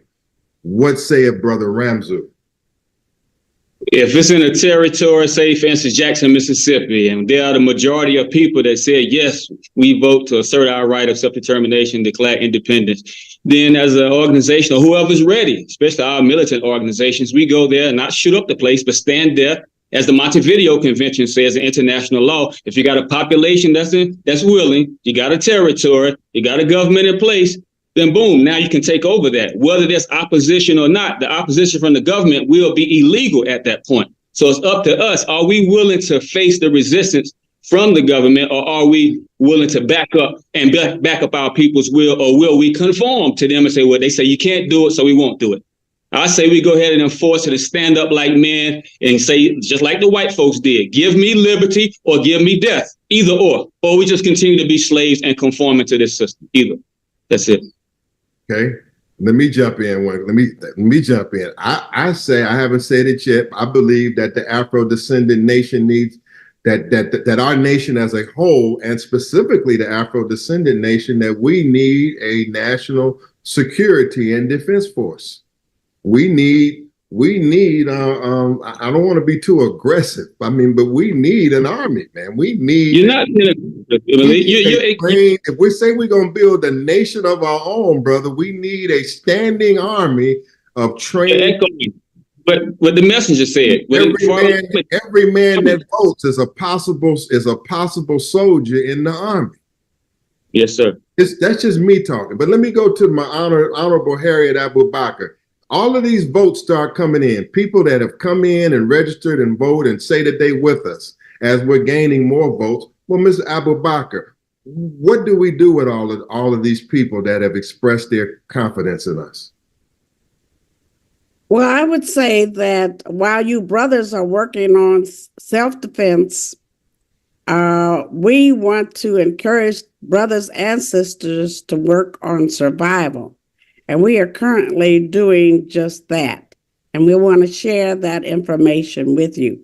When I say survival, I'm dealing with the simple things that we have a tendency to overlook. And that's like, how do you survive if your food is cut off?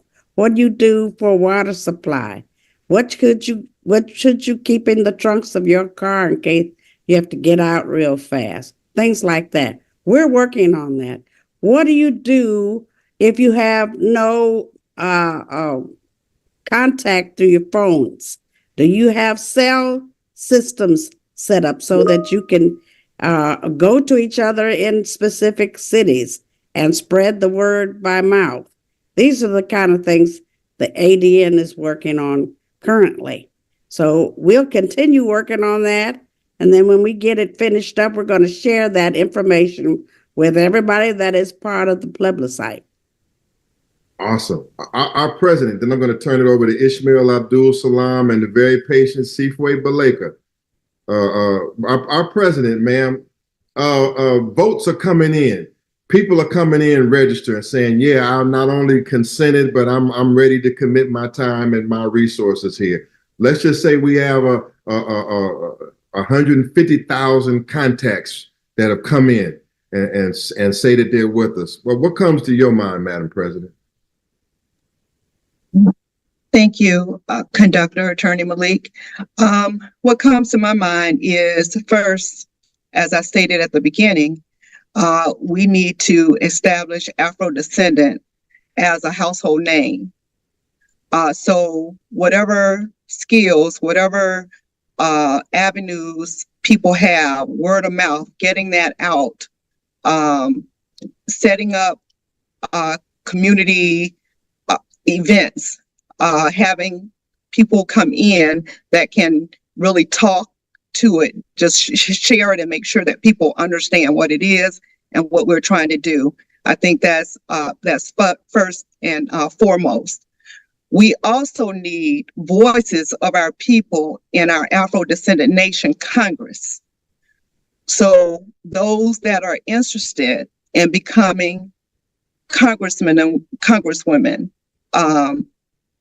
please reach out to us and share your credentials, share your resume. We have a committee in place right now, just temporarily, where we will interview you, and you'll get a chance to let us know what you would like to do for our nation and our government. We are a viable government here in America, the Afro-Descendant Nation. So we have declared it.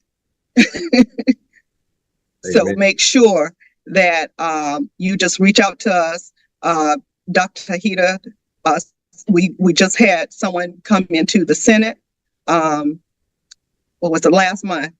And so just share that information and we'll get right back with you. Thank you so much. Okay, so you think about that. Now think about this. Excellent. Just think about this. Sister Carla, all of these contacts come in, and we can send message out from all of our partners. Mm-hmm. Join the Afro-Descendant Nation. Here's the information. Join the Human Rights Policy Officers. Here's your information. Join Reparations United. Here's your information. Join in Cobra.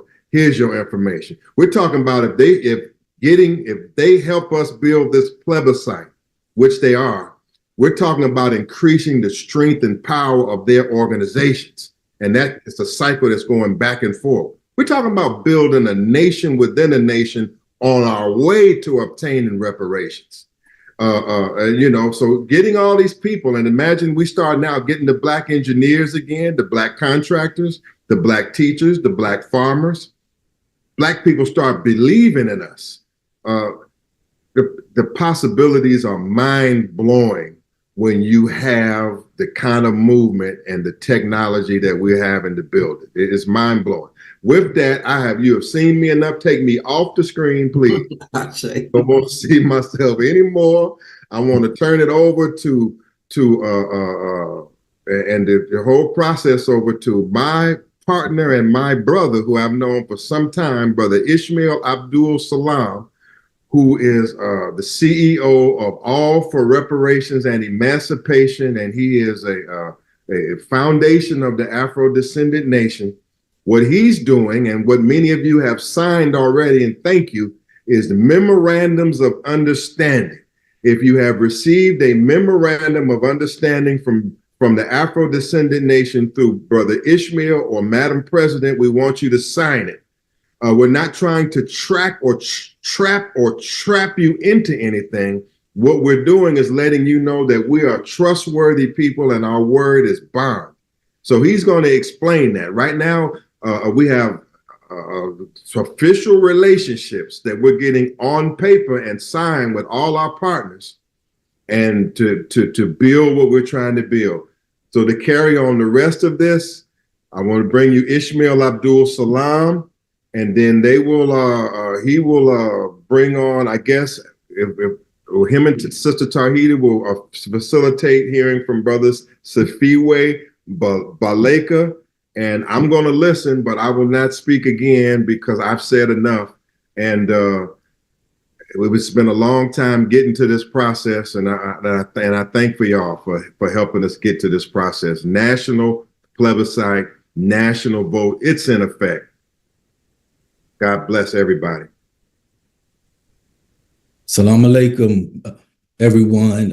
Peace and blessings. Thank you, my brother conductor, for driving this train from the first part of this teaching. And I want to thank everyone that participated thus far, and for everyone that's still on to continue to ride, stay on this train till we conclude. We've got a few more people that we need to hear from, and then we're going to end with some Q&A at the end.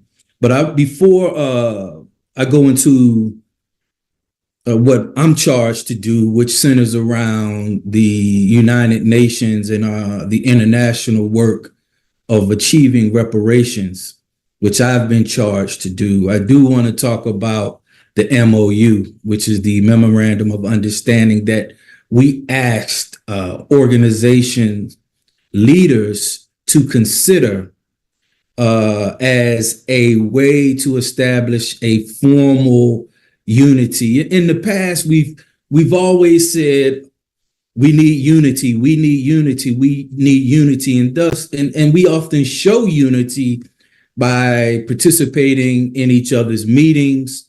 We're brotherly, we're sisterly, we're a family. But at this day and time, we need more formal unity, particularly where organizations work together. And if you've been around as Sister Afiwe and Queen Muhammad, you've seen how organizations support each other and they come and go. And what we want to do is establish something formal. When you see two nations sit together, two leaders sit together, they're just not sitting together for a photo opportunity. They sat together because they just had a meeting, establishing formal relationships of how they're going to support each other or how they're not going to support each other, or terms of how they're going to support each other. And what we want to do is advance the stance of how we stand together as a reparations movement to support each other by sharing resources, sharing technology, establishing finances that support each other's movements.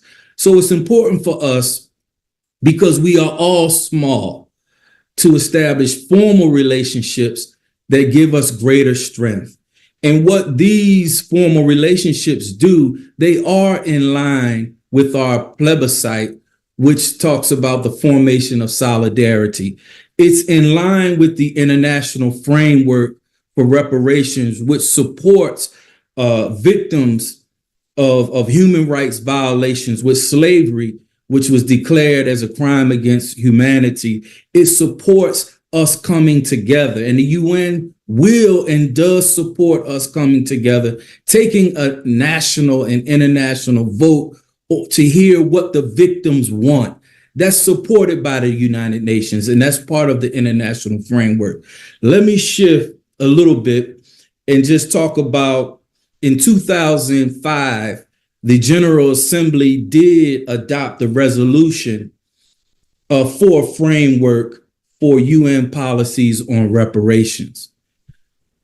Of that framework, there are 5 principles. The first principle is restitution. The second, compensation. 3, rehabilitation. 4, satisfaction. And the 5th, guarantees for non-repetition. I just want to focus on the first principle, which is restitution. Because what we've talked about when we talk about land and the foundation of a government is land, that centers around this idea of restitution. And in an international context, restitution should, whenever possible, restore the victim to the original situation before the gross violations of international human rights law or serious violations of humanitarian law that occurred. Restitution includes, as appropriate, restoration of liberty, employment of human rights, identity, family and citizenship, return to one's place of residence, restoration of employment, and return of property. So here's where I want to bring this out, because as I looked at, I did a survey this particular week, and the three major reparations commissions of California, Illinois, and New York, those are the three that are supported by state governments. The issue of restoration did not include land. And we must make sure those reparationists that are here in this teaching, that you, if you're a part of those commissions, that you do include in the public submissions the request for land under that principle of restitution. We must be restored equal to or greater than the situation that we were taken away from. And we were taken from our own countries, our own governments, our own people, and we need to be restored.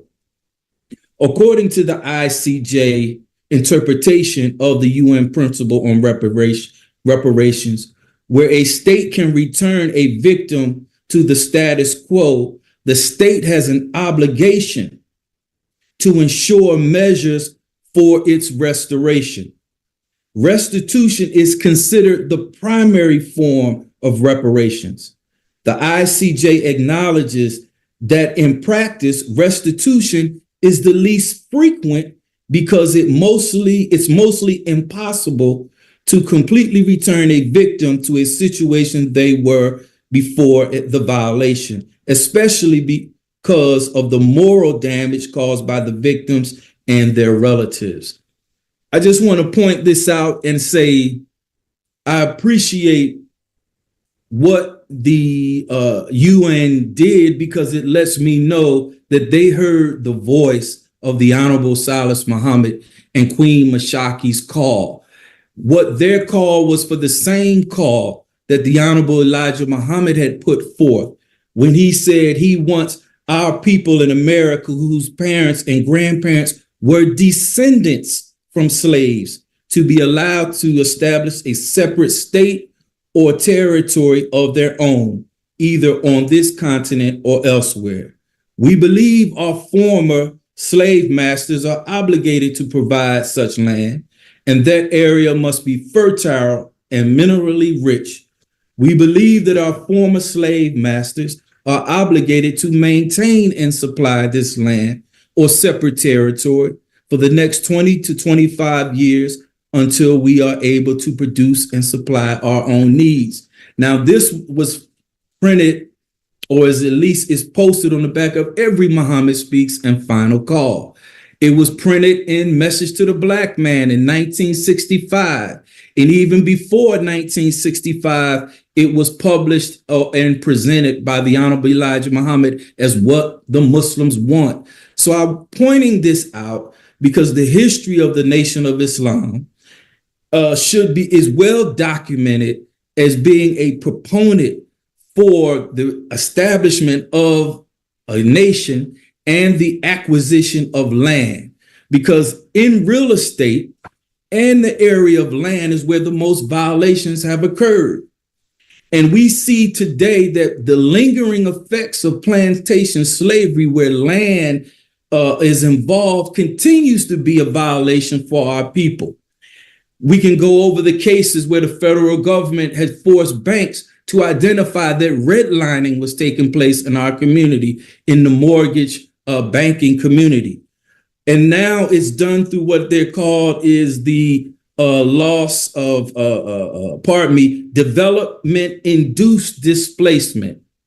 And that's where now, even to this day, there are developments that are taking land away from Black people in South Carolina, owned by the Gully Geechee people, in Georgia and South Carolina. Also, over 100 towns and communities and neighborhoods have been taken from Black people under the guise of state governments and federal governments. Oscarville, Georgia, was a Black town in the 1920s, now known as Lake Lanier. The Army Corps of Engineers created a dam and flooded an entire town with the buildings still standing. Schools, churches, neighborhoods.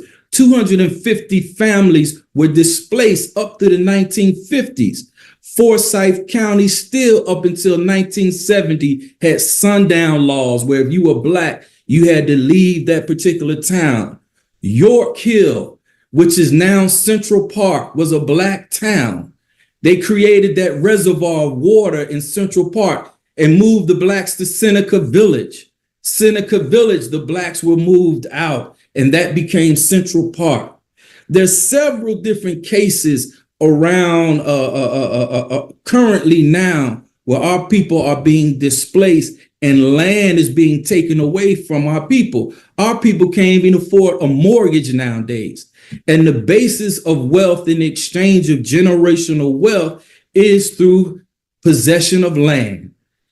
Our next generation and our grandchildren possibly will be back in slavery because they will not be able to purchase land or houses at the going rate that we are going right now. So it's important, based upon this, the plebiscite, particularly around the question number 2, loss of land, is a key component where it talks about wealth preservation and that loss of land and us having reparations. Let's see, what's that question?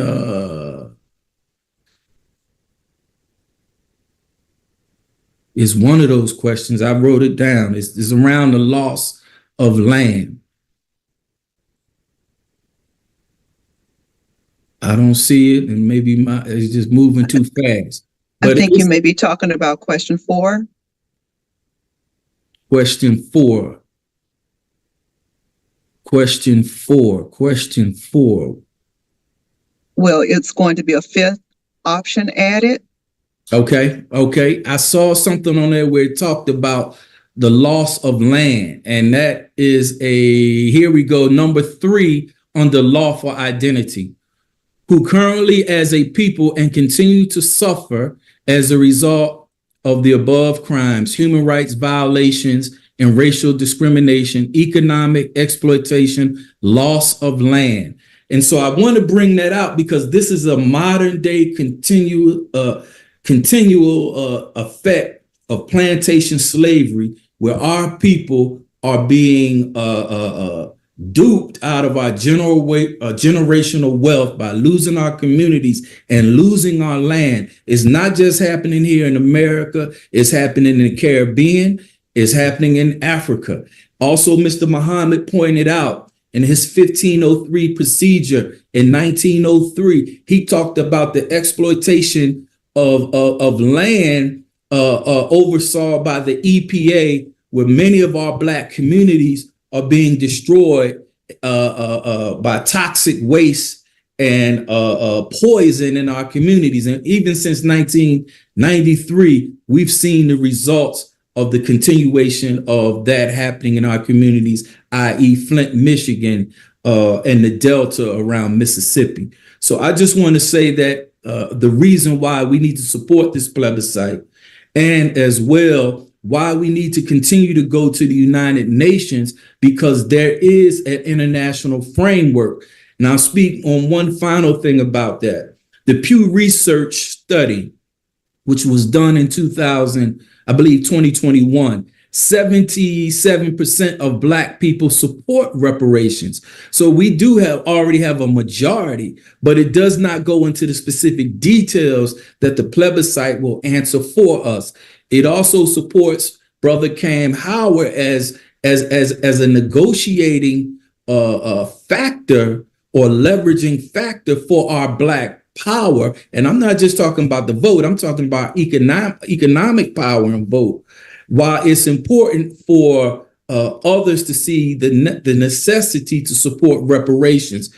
Last point, in fact, a survey that was done by the United Nations concerning NGOs showed that 40% of the NGOs responded to a survey came from Africa, and only 7% from the US and Latin America. I'm saying that to say, as now these forums of people of African descent are formed, they are heavily influenced by our brothers and sisters from the diaspora.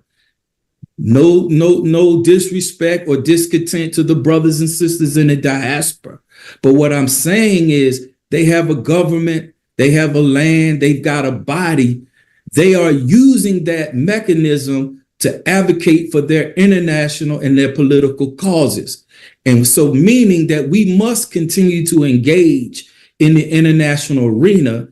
And we must also realize that some of these forums and their issues are going to be highly influenced by the African delegations. And many of their ideas are talking about what Africans are experiencing in America, what Africans are experiencing in Europe, what Africans are experiencing in China, because they are under that term considered people of African descent.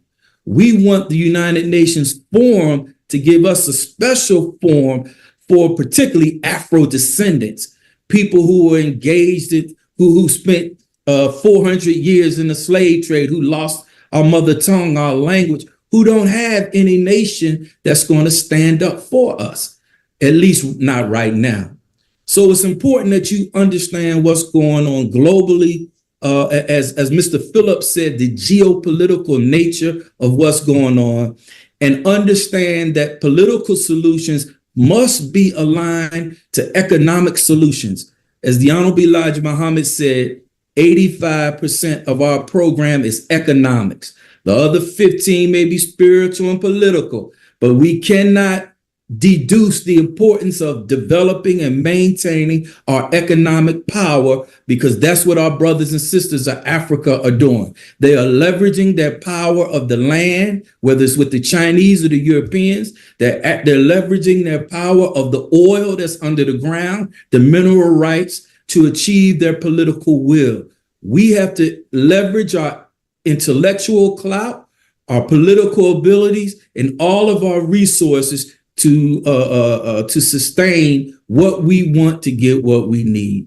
I just want to say that as I finish, thank you again to everyone. As we go forward to Geneva in April, we'll be advocating these particular causes, and we will not fall short on making sure that we demand from the UN that we have a forum that addresses those who have been a victim of the transatlantic slave trade, because we have different issues, and our issues cannot fall to the wayside to others who have more political power than us. Thank you very much. Thank you, Governor General. We have less than 30 minutes left. So in the interest of time, oh no worries. We were over time the whole time. So I will ask that Brother Safiwe go next, and then right after him, we'll hear from our sister who's been waiting patiently, just as Brother Safiwe, Sister Pamela Denise Long, who is the national coordinator of the Coalition of Concerned Freemen. She has a presentation as well. And Brother Safiwe, I know you have a presentation too. So why don't we go ahead and get to it? You go ahead and get started. Let me just spotlight you. And go ahead and introduce yourself. Okay. I didn't do you any justice. Abene, Ensumna, Abene Binham Neo Wule. I just thanked you and greeted you and thanked the wise ancestors of the past in my Balanta ancestral language, where I am attending this Zoom from in my ancestral homeland of Guinea-Bissau. Yes, good brother, comrade Malik did not mention my accolades, and it would take too long for me to give my bona fides. So by way of introduction, I would just simply say that if Comrade Malik is the conductor, and if Brother Ramzu is the town crier and hype man, I have been recognized as the plebiscite engineer. And as such, the main organizations that we keep hearing mention of, ADN, the Afrodescendant Nation, the Republic of New Africa, and NCOBRA, all three organizations have invited me as a consultant to give substantial workshops on the plebiscite because of my involvement in history, in studying plebiscites and preparing an actual campaign. In the very beginning of this presentation, Dr. Akila Mukaram made a very good point about how, one, reparations as a result of a long history of work, primarily by the Republic of New Africa, the Afrodescendant Nation, and particularly NCOBRA, and most recently under the leadership of Cam Howard, who was the past national co-chair, they made the word reparations a household word. I agree with the Afrodescendant Nation that we need to make the term Afrodescendant a household word with the understanding that it gives us legal personality in international society and international forums. By the same token, we have to make the word plebiscite a household word with the correct understanding of the definition and the concept. 2 weeks ago, I gave a 4-hour presentation to the Republic of New Africa. And next week, I will be giving another workshop to the leadership of NCOBRA at their national retreat on the mechanics of an actual real plebiscite. Just so we're clear, the definition of a plebiscite is a popular vote which includes the entire population. The vote cannot truly be called a plebiscite unless all eligible voters are able to participate. If we can move the next slide, please. I'm going to try to go through this very briefly. The New African and Afro-Descendant Plebiscite for Self-Determination is the title that I use to refer to the plebiscite. I use the terms New African and Afro-Descendant interchangeably. And if we go back to the moment in our history when our ancestors were released from chattel enslavement, the next procedural step at that moment was to have each person of voting age decide which one of the following 4 options they wanted. Either return to Africa under their birthright right to return, the creation of a new African nation on American soil, full and equal US citizenship, or 4, emigration to another country. A plebiscite for Black people or New African or Afro-Descendant self-determination means each eligible voter has the opportunity to choose among one of those 4 options. Next slide, please. Once we understand that internationally, since World War II, right, there have only been 114 ethno-national plebiscites that deal with the issue of nationality and secession, which is what we're talking about.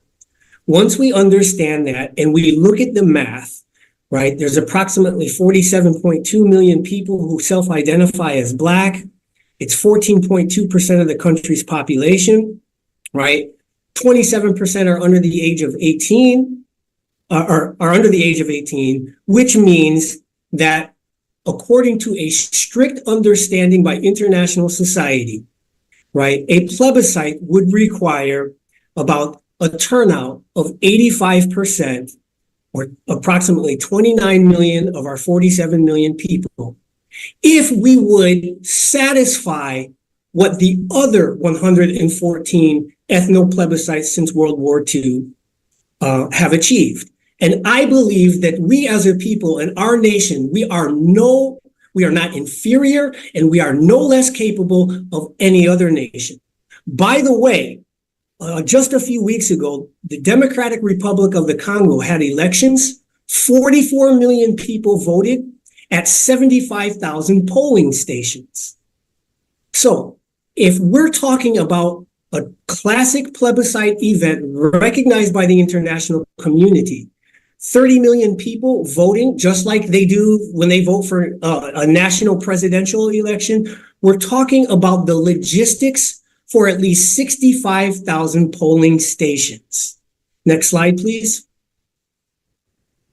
Now, one of our Republic of New African elders had this to say about a plebiscite. Without proper study, the role of the plebiscite is grossly misunderstood, and it needs to be understood that a plebiscite is to determine the will and the level of readiness of the people to be self-governed. It is not done to transfer power. This erroneous counter-revolutionary concept gives people false hope of easy victory. To prepare for a plebiscite is not merely to define the word plebiscite and hand people a ballot or tell them to go vote online. To prepare for a plebiscite is to engage the people in the revolutionary process of liberation so that they can have their experience, they can have the experience that gives them the confidence to vote to be self-governed. It is to be re-engaged in the work of voter education. The kind of voter education is one that clarifies to our people the difference between inclusion and assimilation and self-determination. There is no easy way to gain our liberation. Consideration. If we can't mobilize an overwhelming majority of Black people, our nation, Afro-descendants, to vote in a plebiscite, then we can't be said to have demonstrated the readiness of our people to be self-governed or the capacity of their leadership to govern. Now, yes, we know realistically that there's a segment of our people, we don't actually know the numbers, but there's a segment of our people who want to establish a new nation. The Republic of New Africa did it in 1968. Afro-descendants nation have set up their government, and there are others, right, who wish to do the same. But we don't actually know the numbers. Now, when we studied the actual plebiscites during decolonization, we got the data on the voter turnouts and the number of people who voted yes or no in what's called an up or down vote, which is different from a multi-option plebiscite. And you can see throughout histories, I've highlighted the ones that are the African context. It requires, again, by definition, the entire vote of the eligible voters. You can see that the plebiscites that actually led to international recognition and independence had substantial majorities of voter turnout and choosing an option overwhelmingly. Next slide. I want to go through this quickly. This answers one of the issues that was brought up by Comrade Khalida Bassett, right? About what do we do with the people who have voted already? How do we keep them engaged? A plebiscite for Black people in the United States will require a campaign, and a campaign will require a campaign machine in each of the 10 regions of the United States. Next slide. Okay. The new African Diplomatic and Civil Service Corps was set up as a private independent entity to service the Afro-descendant nation, all 47 million Black people in America, to focus specifically on the call for the first new African and Afro-descendant plebiscite Congress in the United States, which would establish an objective, qualified national body constituted to take responsibility for conducting the plebiscite. Not just the traditional reparations leadership, many of who are on this call, or self-appointed leaders, but moving from mobilization to organization to having an actual institutional campaign structure on the ground. The NADCSC plebiscite campaign is currently divided into several phases: the exploratory phase, the pre-Congress phase, the preparation and convening of the first new African and Afro-descendant plebiscite Congress in the United States. The fourth phase, the campaign and the actual conducting of the plebiscite, which would be an event just like on one day you leave your people that participate in presidential elections in any country. They leave school, they leave work, they go to a polling place, and they vote. This is what the concept is in international society. And then finally, the fifth stage is the convening of the second new African and Afro-descendant plebiscite Congress in the United States that will determine the implementation of all four of the plebiscite options. This is critically important right here. Contrary to mobilizing the masses of the people, a campaign machine does not need a lot of noise to be built. This is comparable to building an army. First, you recruit the generals who look for staff officers. Then the hierarchy and the officers put together the troops to be trained for the war later on. Next slide, please. So here is the current NADCSC plebiscite campaign, the steps for creating the boots on the ground machinery that is going to be needed to staff 60,000 polling places when the actual plebiscite that will be presented with allies in the international community, which I can speak on later about the work, the 3-year work we've been doing on the ground in Africa, at the African Union, and at the United Nations, and in other conferences with liberation movements to support our independence movement and our plebiscite campaign. But it's real simple. Step number 1, we have a call. You fill out the call. It's very simple. Everybody that says that they're an organizer, or at this stage, anybody that has already voted and sent their text vote in the Afro-Descendant Nation survey that they've put out there, anybody that has done that, right, then we go to step number 2, right? They complete the online initial plebiscite survey. We scientifically put together an engineer based on our analysis of plebiscites, liberation movements, independence movements, our own movement. We have a survey with 41 questions that gives us the data that has been missing for 40 years that will inform an educated and intelligent plebiscite campaign.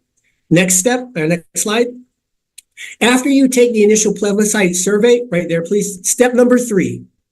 And this is where the results of the Afro-Descendant survey can come in handy. We've divided the United States into 10 regions.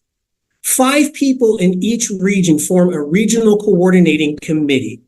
Those regional coordinating committee are giving plebiscite training manuals that have already been developed that will train the leadership. The regional coordinating committees would then have the responsibility of finding 5 people in each state in their region to set up the state coordinating committee.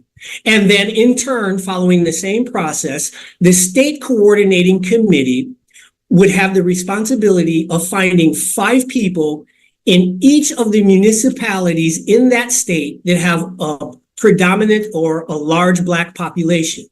By following this process, we will then have plebiscite coordinating committees and the top 100 cities in the United States who will lead the ground forces in doing the education campaign and actually training and staffing the polling places when it comes time for actually having a traditional plebiscite vote. So I'm going to stop there. I know we don't have a whole lot of time left. No one is opposed to taking action now. We are all united on that. What the wise among us will insist is that we take the correct actions. We don't want to be reckless. We don't want to be ineffective. We want to move with scientific analysis and strategic conclusions based on having studied game film in our due diligence. And I have made a proposal to the Afro-Descendant Nation on how we can do that in the next 3 months, how we can get the data that we still don't have with that 41 question survey that will be conducted by the Republic of New Africa and other organizations.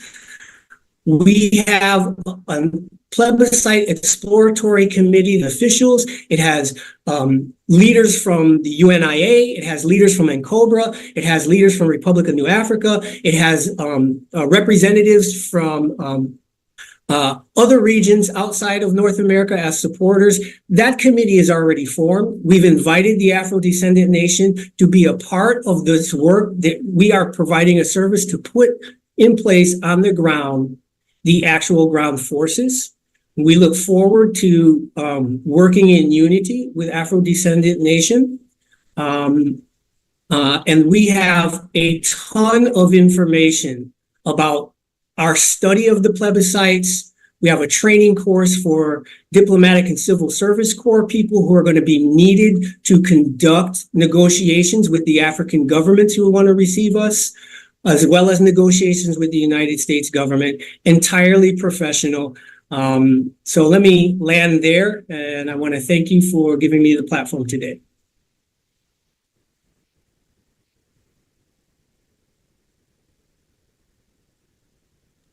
Okay, let me get my mic off here. Thank you, Brother Safiwe. Thank you for all of the information. I just want to reiterate, though, that our plebiscite for the that we're conducting today has launched. And as each of you log off, you should get the ballot to come directly up, and it shall come in your email, and we are live. So with that said, I want to thank you for your opinion and for all the work that you've done and all of your expertise. Brother Safiwe, thank you for working with us. And I'm going to go ahead and turn it over to Miss Pamela Denise Long. She's been so patient. We're almost at the end, and we do want to get some questions in as well.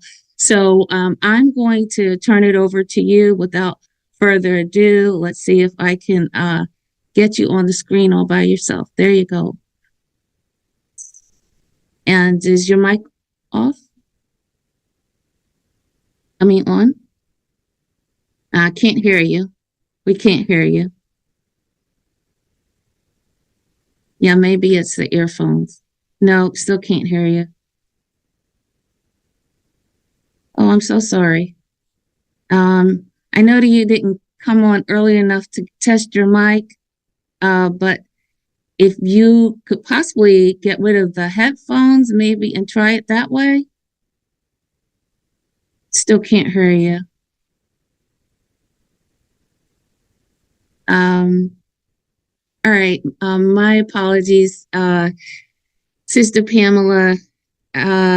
I think what we could do is share your presentation with the audience. Hold on a second. Afterwards. Yes, sir. I'm sorry about that. I think when the mic, she log off and log back on, and that should make the mic work. Okay, Pamela, did you hear that? Okay, we'll wait for her to come back. The mic work. And I'm continuing to listen to everything because I respect everything that's being said. And if she could unplug the earphones, unplug her earphones from her device. Yeah. So As we wait for, I want to interject right quick, Ambassador, and correct our brother Sapir ways. I'm not a town crier and hype man, but I am an engineer myself who has implemented the vote that you spend hours and hours talking about, my brother. I have implemented a number of times successfully in Detroit with thousands of people participating. So please do not reduce me to a crier and a hype man. But I am trying to hype people like yourself who try to get us caught up in the paralysis of analysis. Thank you very much. Okay, thank you. So, Brother Shahid, do you want to? Oh, let's see if Pamela can, if we can hear her now. Go ahead and try. Oh, yes, we can hear you. Beautiful. Thank you for that suggestion. So I will run through my presentation, and you have the slides that I'll be using. Does that work? That works. Beautiful. So thank you for the invitation to have this conversation. My name is Pamela Denise Long. I'm a 7th generation American, an implementation consultant, and the national coordinator for the Coalition of Concerned Freedmen. My comments will focus on common ground between ADN and the lineage-based reparations movement in the United States of America. So what is the Coalition of Concerned Freedmen? The Coalition of Concerned Freedmen is a voluntary association of the descendants of emancipated U.S. slaves and descendants of free Negroes with ethnogenesis in the U.S. from 1776 to present day.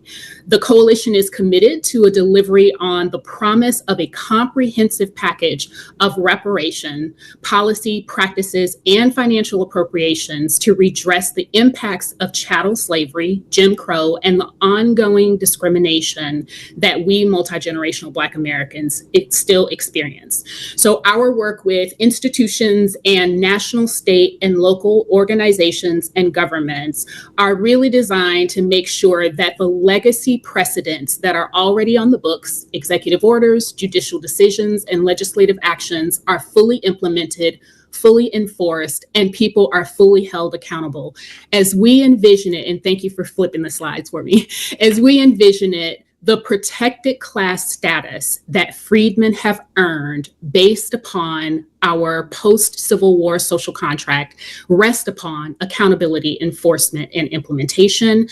Our common ground with the Afrodescendant Nation is that the Afrodescendant Nation has reached out to reparationists and others to come alongside and clarify how we can work together in order to accomplish reparation for descendants of U.S. slaves as well as for others in their proper place. So here's how I'd like to clarify that. The coalition supports the ADN's pursuit of it, their pursuit of nationhood and pursuit of reparation. I want to clarify a few things about lineage-based reparations. So lineage-based reparations in the United States of America is really focused on the people who endured, you can go back, sorry, you can stay here, yeah, really focused on the people who endured the harm. So the people whose families endured those years of chattel enslavement to build the nation and those years of unconstitutional Jim Crow. Nothing about lineage-based reparations to the people who bore those burdens prevents other people from bringing their just claims of repair and restitution for the classes of injury that they have experienced.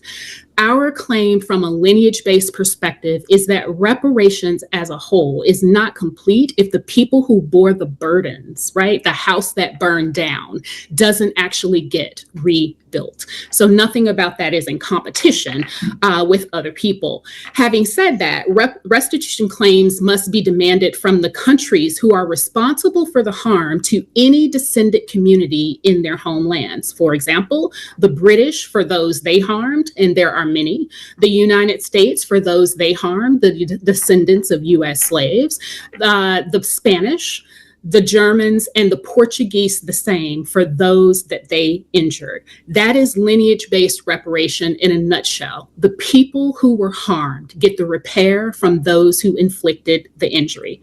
Next slide, please. So in the United States, as the coalition has framed it, there is a 3-point plan that we are advancing to provide restitution, repair, and full protected class status to the descendant community.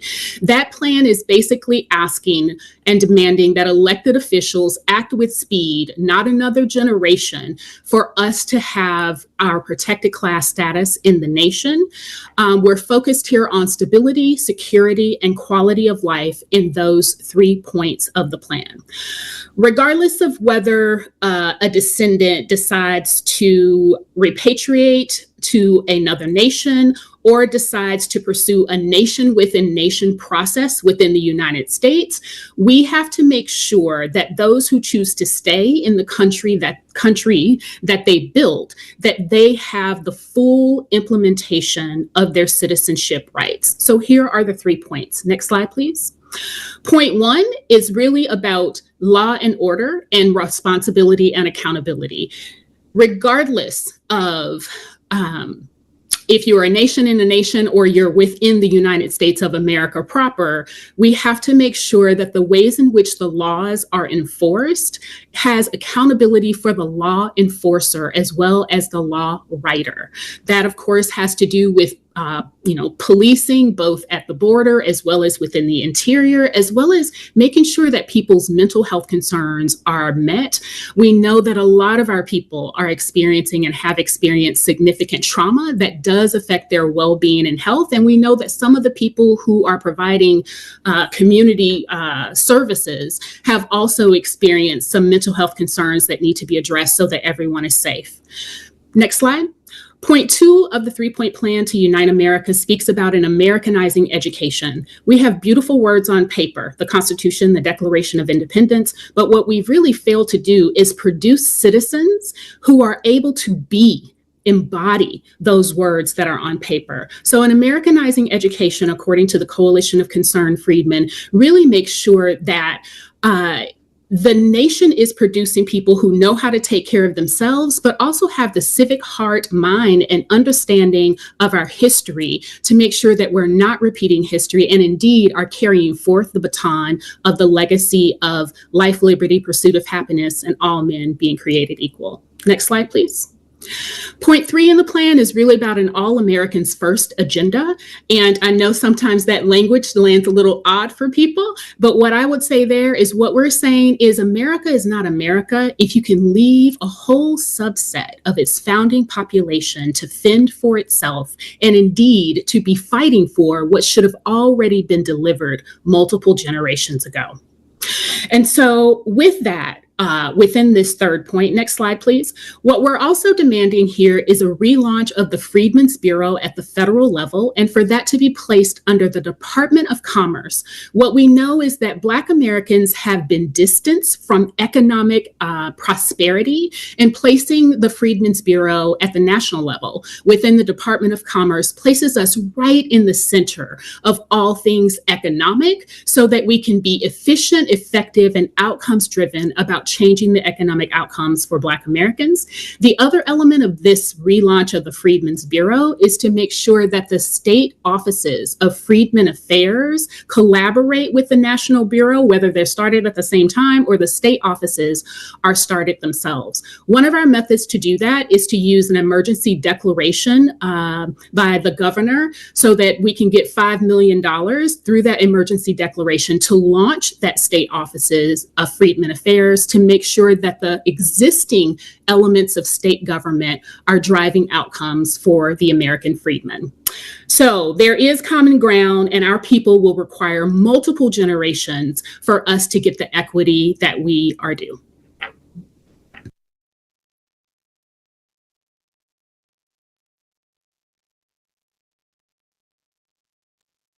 Thank you, Sister Pamela Denise Long. That was very informative, and we appreciate your patience and waiting to be the last speaker. We do have one other person who hasn't spoken, which is Governor General Ajani Mukaram, who was going to close us out. But before we do that, because we are right at the hour or past the hour, we would still like to take more questions from the audience, and we appreciate all of you still hanging in there with us for 4 hours. So I'm going to turn it to Brother Shahid, and let's go back to gallery. Okay, I'll turn it back over to Brother Shahid. Can you give us some questions?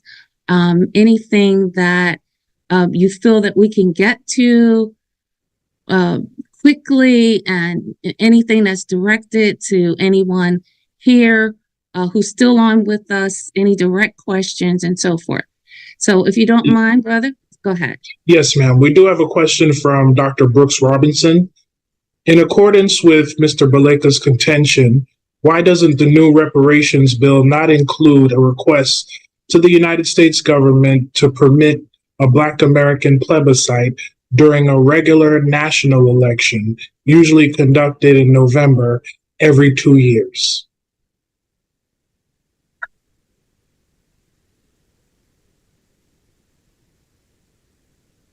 So I'll attempt to answer that question. So the legislation that I was the lead writer in writing and revising, the HR 40 in 2015 when NARC was developed. And at our first meeting, at the time I was the Legislative Commission Chair in COBRA, I gave a report on our relationship to HR 40 at the time, which was that we had abandoned that legislation because the legislation was obsolete. And at the time, the congressperson wasn't even interested in his own legislation, so we weren't putting any time to it. Dr. Daniels stated that he had had conversations with Congressman Conyers, and he was fully in preparation of reestablishing the legislation, and that since it was obsolete, we should revise it. I was appointed to be the lead writer of that legislation. I presented them with a document that was about 90% completed, and then the team, did some wordsmithing and sent it to Congressman Conyers.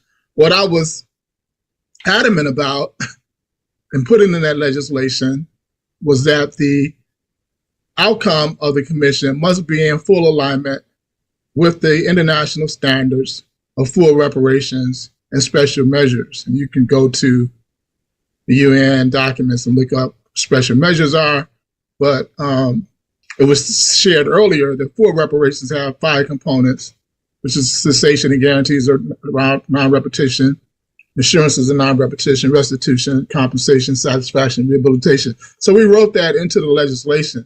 So in that legislation, part of the restitution that was spoke on earlier is to return the people back to where they would have been had they not been injured in the first place. And again, part of our loss is what has been identified with our status as Afro-descendants. That's loss of our sovereign psyche and our ability to be a people who are self-identified as a collective national people. And so the plebiscite is part of that process. It's written into the legislation. We're talking about organizing for restitution, then we have to inform, this body has to inform the commission that the plebiscite process is the process and the only process that would have gave us that right that we had, as Safiwe talked about, immediately after enslavement ended, to answer the question, what was our status and what did we want our status to be in this country? So within the context of the way the legislation is written, that is part of HR 40, the commission's work. Thank you. And I believe that answered the question. So Brother Shahid, you want to go to the next question, please? Yes, another question for Cam Howard. Why not endorse political candidates based on their reparations positions and their specific reparations proposal, using endorsement or lack thereof to hold the Democratic Party accountable? That is exactly what the Earn the Black Vote campaign is designed to do.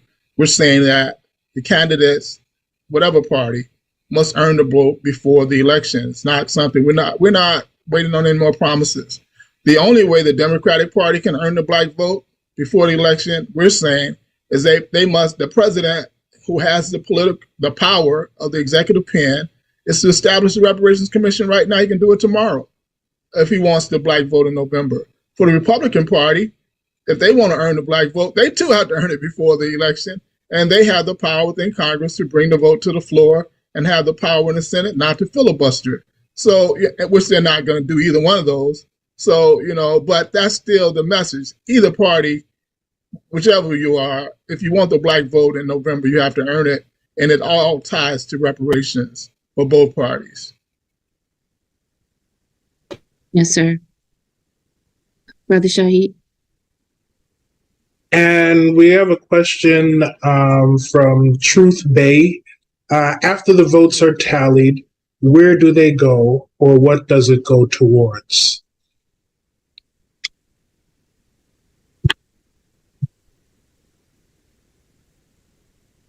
Well, let me respond to that myself. I was waiting for a response as well from the Afrodescendant Nation, but I know we have power to implement the people's will based on their vote.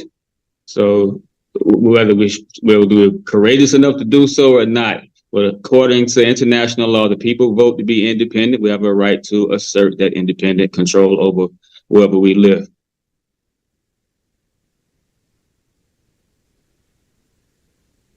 Is there anyone else?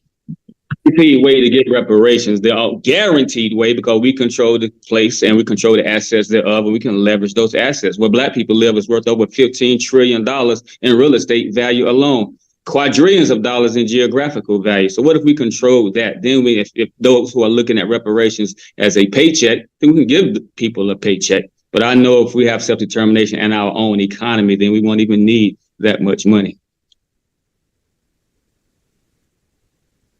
Okay, I think that the conductor answered that earlier when he stated that it will be the collective will of the leadership.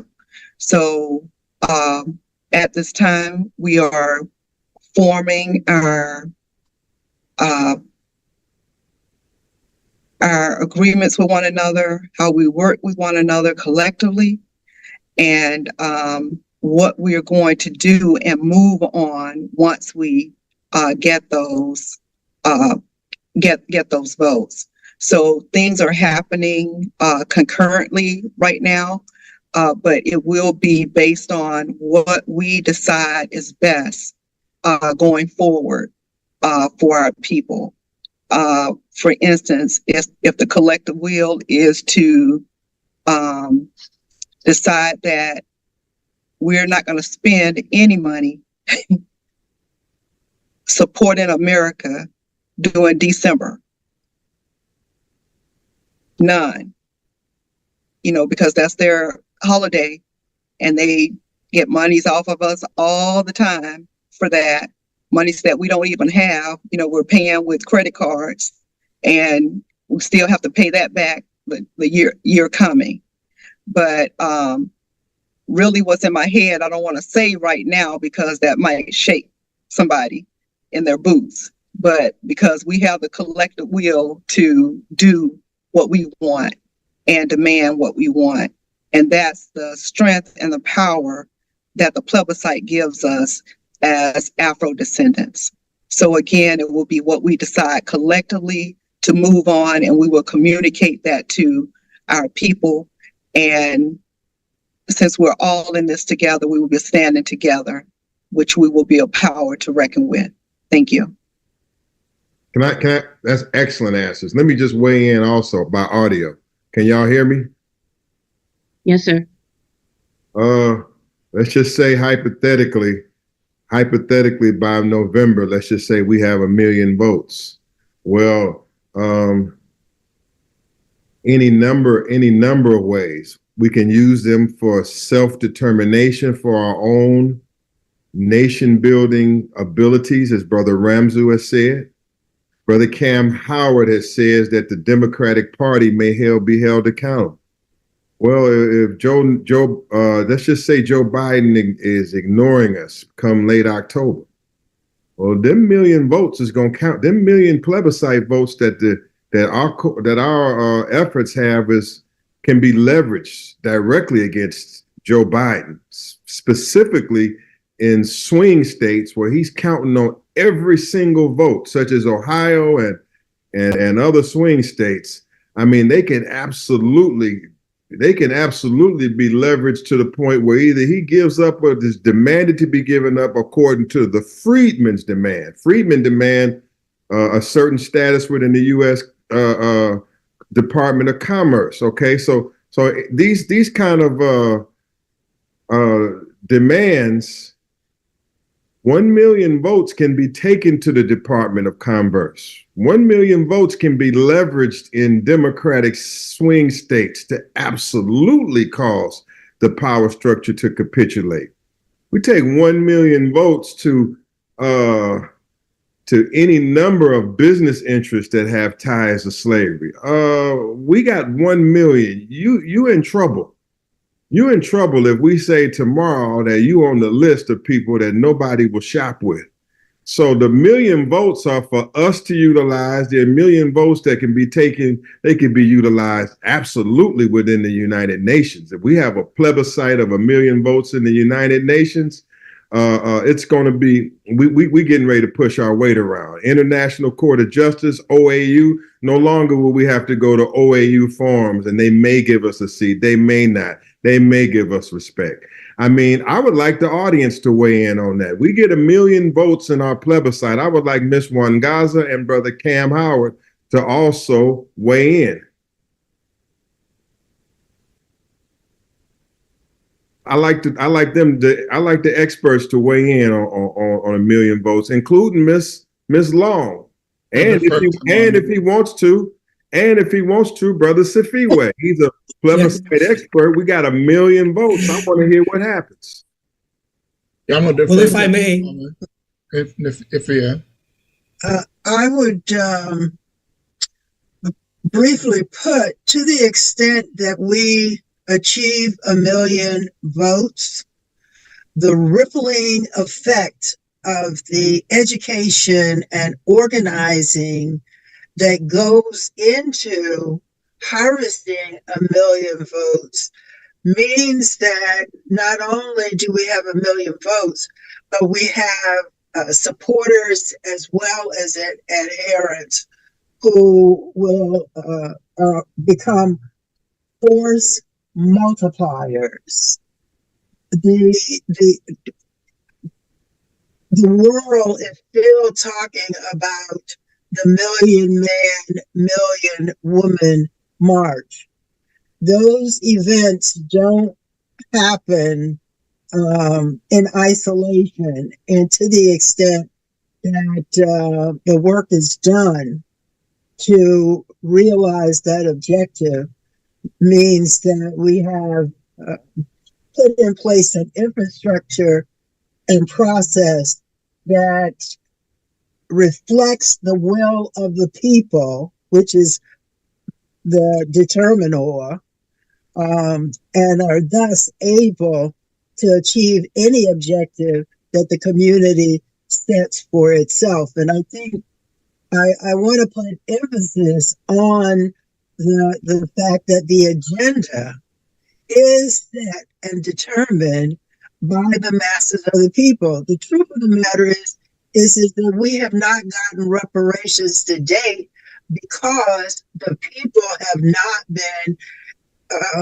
inspired and organized and mobilized. It's the difference between organizing and mobilizing to achieve an objective that we've set for ourselves. The masses of our people are still ambivalent about whether or not we can get reparations, and if we get them, what do they look like? That is a critical part of this event, creating an opportunity for the masses of our people to engage in a structure and process where their voices are heard and amplified. Yes. Okay, just one interjection. Let's assume, for the sake of the question, that every vote is a text or email contact. That for that 1 million votes equals 1 million phone numbers and 1 million emails or contacts. Let me tell you something. There are companies that million, if not billion-dollar companies that take simple samples over the telephone and sell them to corporations like McDonald's, General Electric, Boeing, United Airlines, on which billion-dollar deals are made. We are certainly in a position to be able to garner the sense of our people by sampling. That's number one. Number two is that even though we get a million participants, it doesn't mean that that million is in an area or are going to, enough of them will be in the state of Michigan, the state of Ohio, or the state of Pennsylvania, unless we focus on those specific swing states in order to give them maximal usefulness, maximal input. However, McDonald's doesn't care whether the Gallup poll gets the million out of Ohio. McDonald's wants a spread of the general population in order to make a determination about the next hamburger it's going to produce. I think that we have to be more scientific, in fact, scientific, when we start talking about analyzing and addressing the issues that impact our community, especially when we have technology available. Thank you. Thank you. We do want to get to the next question, but Brother Safiwa, if you want to be real quick in answering, and then we'll move on. Thank you. And I'm glad Mama Efia had mentioned we need to be more scientific in our analysis. Certainly, 1 million respondents to the survey will be a great achievement and have opened up a lot of possibilities. But under the banner of Plebiscite, again, the international community will say 1 million votes is only 2% of the nation, or 3.5% of the eligible voters. So they will say that that's not enough to represent the will of the Afro-descendant people in the United States. So meanwhile, I want to emphasize and finally, real quickly, I want to emphasize what Comrade Eric Phillips from the Caribbean was talking about, which is simultaneously, when you run a plebiscite campaign, you have to have an international diplomatic affairs campaign that runs simultaneous to the plebiscite campaign so that you can build international allies. It's not the 1 million votes themselves that it really has the power. It's the fact that if you have allies, when you come forward with that, who can apply international diplomatic pressure, now we're talking about really moving the needle forward. I yield. Thank you. Brother Shahid, next question. If I can just jump, because I want to. Oh, sure. Go ahead. We want to try to get to a few more questions, but go ahead, Brother Kim. Speak specifically to the conductor's question around 1 million voters having impact on the election or on the decisions of the Democratic Party. Right now, through this organization, this high-powered $100 million corporation, survey corporation, we have, in fact, 2.9 million Black Democratic voters are not feeling Joe Biden. We know that number. They lose with those numbers, point blank. Biden got 15.1 million Black Democratic votes in the last election. 2.9 will be under 12 million, or right around 12 million. They cannot win with just 12 million Black votes. And we had 1 million Black voters that we say we had an ability to influence. That's tremendous power. That's even leveraging our power even more than just saying that we believe that Black voters will come back to the Democratic Party if you commit the Reparations Commission. So it's all about building power and actually leveraging that power and utilizing that power. But that would be a tremendous strength going into the election if we were able to do that. Yes, sir. Thank you, Cam. Brother Shaheed, can you go to the next question real quick, please? Sure. Next question from Iman Hameen. Has the December 12th movement endorsed the plebiscite campaign spearheaded by the ADN?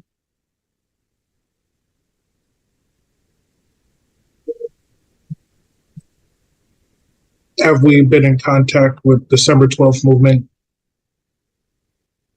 I'm on the road. I can only do audio right now, but let me state this. This is Attorney Shabazz.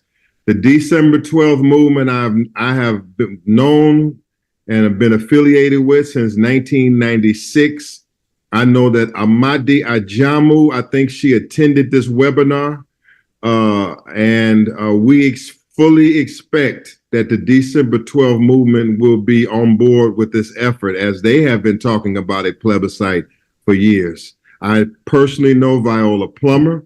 I know Omawale Clay. I know all of them personally, and I believe that the December 12th movement will be a part of this effort within the next 90 days. That would be my prediction. And we're headed to New York with our campaign by Juneteenth. And we honor them. We honor them. Yes, sir. Thank you. Next question from Carla Mullen. Is seeking to be recognized as a national minority contrary to asserting the right of self-determination and having our own nation? Anyone can answer that question. Absolutely not. National minority under national law has the right to self-determination, as opposed to a subgroup minority in a nation. Their rights are primarily civil in nature, like the way they want to position blacks in this country, that we're just a subgroup as opposed to a national minority. National minorities, as Professor Clay has taught us in a series of books that he's written, have as a guaranteed right the right to self-determination, and include that as the right to armed struggle and all that. You know, we can't get it through other means, but we have all these other means that we haven't attempted, and the plebiscite is one of the means that we can attempt to assert our right to self-determination. So they go hand in hand. Being recognized, the best part of what the plebiscite is, some of us want to be recognized as national minorities, as a founding ethnic group within this country that's contributed to the status of this country in major ways, which are the two components of a national minority. And as such, we have certain rights that are not being availed to us in this country. Yeah, that you mentioned, Professor Clyde, in 1993, they had a conference on self-determination. Professor Clyde headed that up at Hamline University Law School, and they were speaking about things like being a national minority and those issues that keep us confined within civil rights instead of the broader framework of human rights. Being a national minority, first of all, you are on the losing team being a national minority, because you are a minority inside of a democracy, and the majority gets what it wants.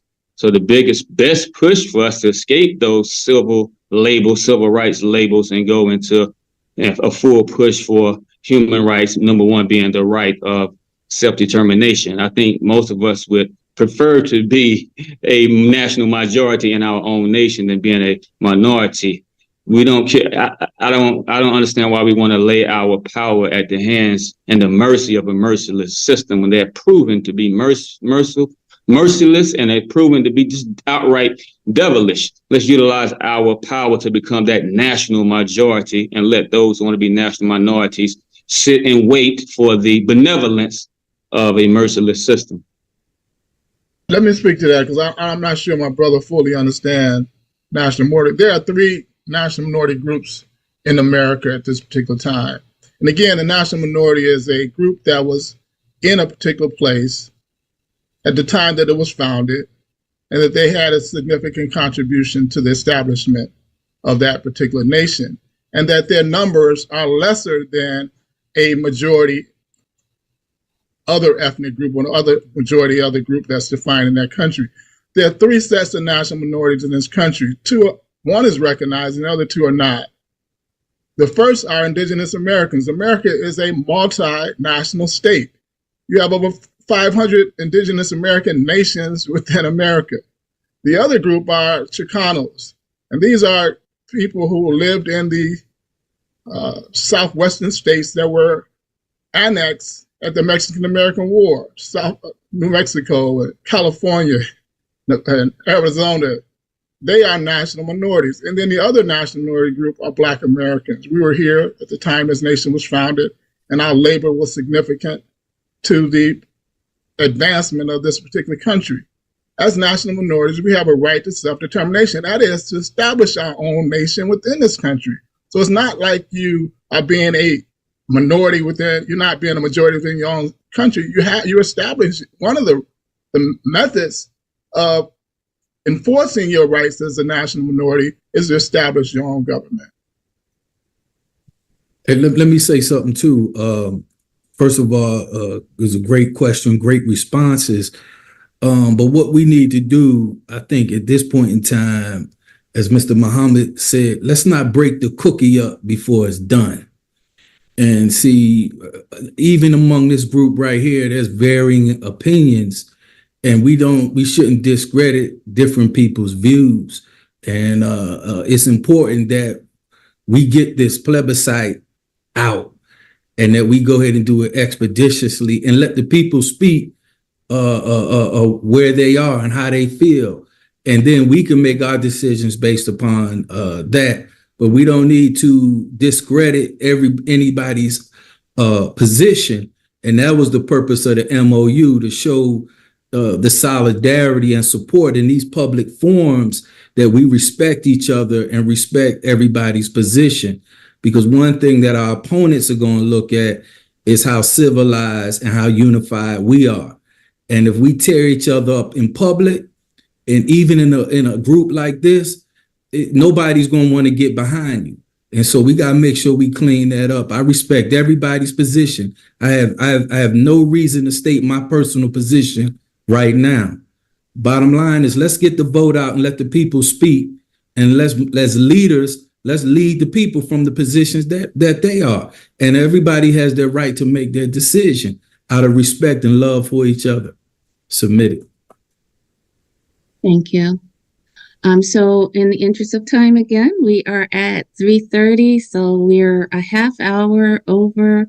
And I would like to turn it over to Governor General Ajani to close us out. He's the only one who hasn't spoken, and he's been waiting for four and a half hours. So are you there? I see that you're...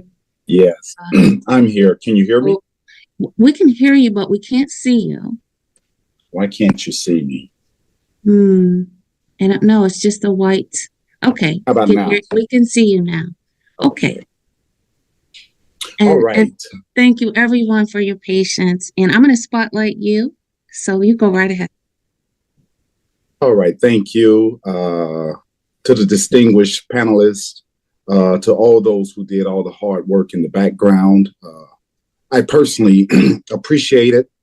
I know the Honorable Silas Muhammad and Queen Mashaki and President Akila appreciate it. Pardon me. And I know that our national conductor, Malik Z. Shabazz, appreciates it.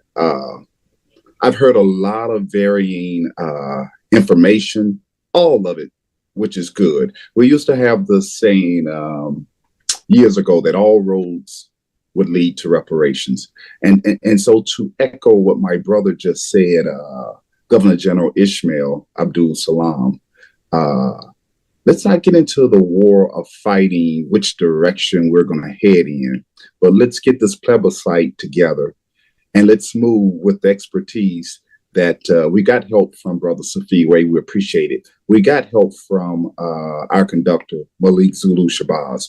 Let's let the people decide which way we go. Now, we had in the past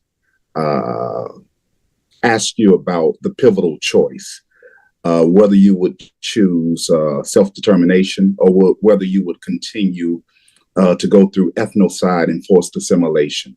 Today, it appears to me that you've made up your mind, that you are looking for the element of self-determination. getting your human rights back, putting together what's best for us as a people. And with that, I appreciate it. Don't know which direction we're going to take. I know there are various roads, and I think that all those roads that are headed toward reparations will eventually converge and will meet at our success point.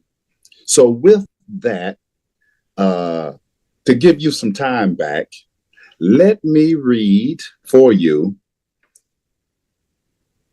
And this brother told me about 2 weeks ago when I read it at another group that I should get it published. And so I'm going to work on publishing this little saying. And I'll close out this national teach-in with this thought on unity and on our collective effort under the Afro-Descendant nation and as we head towards self-determination. I entitled this, let me pull it up here. I entitled this little reading, The Stuff Between Us, The Stuff Between Us. The stuff between us at one time used to be so sweet. We were a people who loved our heritage, our families, our friends, our nation. We were the epitome of life on the earth. The stuff between us was pure and true. But then something happened. Someone new to the earth started telling lies and causing trouble amongst the righteous. They drove us apart. They changed the stuff that held us together into the stuff that drives us apart. Yes, they are our open enemy. Thrive on our separation and our disunity. But you just wait. We're going to get it together. We're going to come together. They keep riff-raff going between us currently. They say, that one did this and this one did that. Quite often pointing out our differences. Many times I've heard in disagreements that the thing or the stuff that comes between us in our quest for unity is a wedge. Oh, but what a twist when you see that the stuff between us in this village, in our nation, is mortar, like that between bricks. When we turn our stuff from wedges to mortar, we're on our way to self-determination. You wait until we get it together. We're going to be something to reckon with. We will rise to the top of the world again. We will take our rightful place at the helm of humanity. We will change the world. All the talk of a new world order, in reality, lies in the hands of Black men and women, my fellow countrymen and countrywomen. Something in between us, I hope it isn't a wedge, but rather mortar, the glue that binds us together. For we have a decision to make. Do we want to be wedged apart or cemented together like two bricks with mortar in between, glued together and headed for our destiny, headed for happiness, headed for sovereignty? This national teach-in was about self-determination, is about self-determination, is about collectively putting our differences out there and deciding what's best for us. But don't let it be a wedge. Don't let the stuff between us drive us apart. Let's cement together like bricks, like mortar in between bricks. With that, I conclude. Thank you for your dedication. Thank you for your long, long day and bearing with us for 4 hours and 40 minutes. And with that, I'm submitted. I turn it back to you, Dr. Tahita. Thank you, Governor General. That was beautiful, and we appreciate you, and thank you for your patience. So to everyone, thank you all for joining us, and please continue to support our efforts. And as soon as you close your screen, the survey should pop up on your screen. If it doesn't, it should come in your email. If it doesn't, just text or email me at info@afrodescendant.org, and I'll distribute the link to the plebiscite. So, and I want to thank Sister Collida, if she's still here, for all her hard work on it as well. And we appreciate all of you. Does anyone else have any last words? But otherwise, I can say, Assalamu alaikum, peace be unto you, and enjoy the rest of your evening. Thank you so much for your time. We appreciate all of you so much, our participants, our audience. You've been wonderful. And we'll see you the next time. And again, we plan to be in Washington, D.C. In person in May. We are still locking down a date, but it's coming really soon. And anyone interested in being a speaker at the convention in DC, just send me an email, but I'll be reaching out to you anyway. But hopefully we can get as many speakers there as possible, including Attorney Deidre Pellman. Hopefully you'll be able to be there, as well as Sister Pamela Denise Long. We love you and we love everyone. Thank you so much. Have a great day. Free the land. Good evening. Good evening. Salute. Take By care. any means necessary. All right. Assalamu alaikum, everyone. Thank you all so much. Alaikum assalam.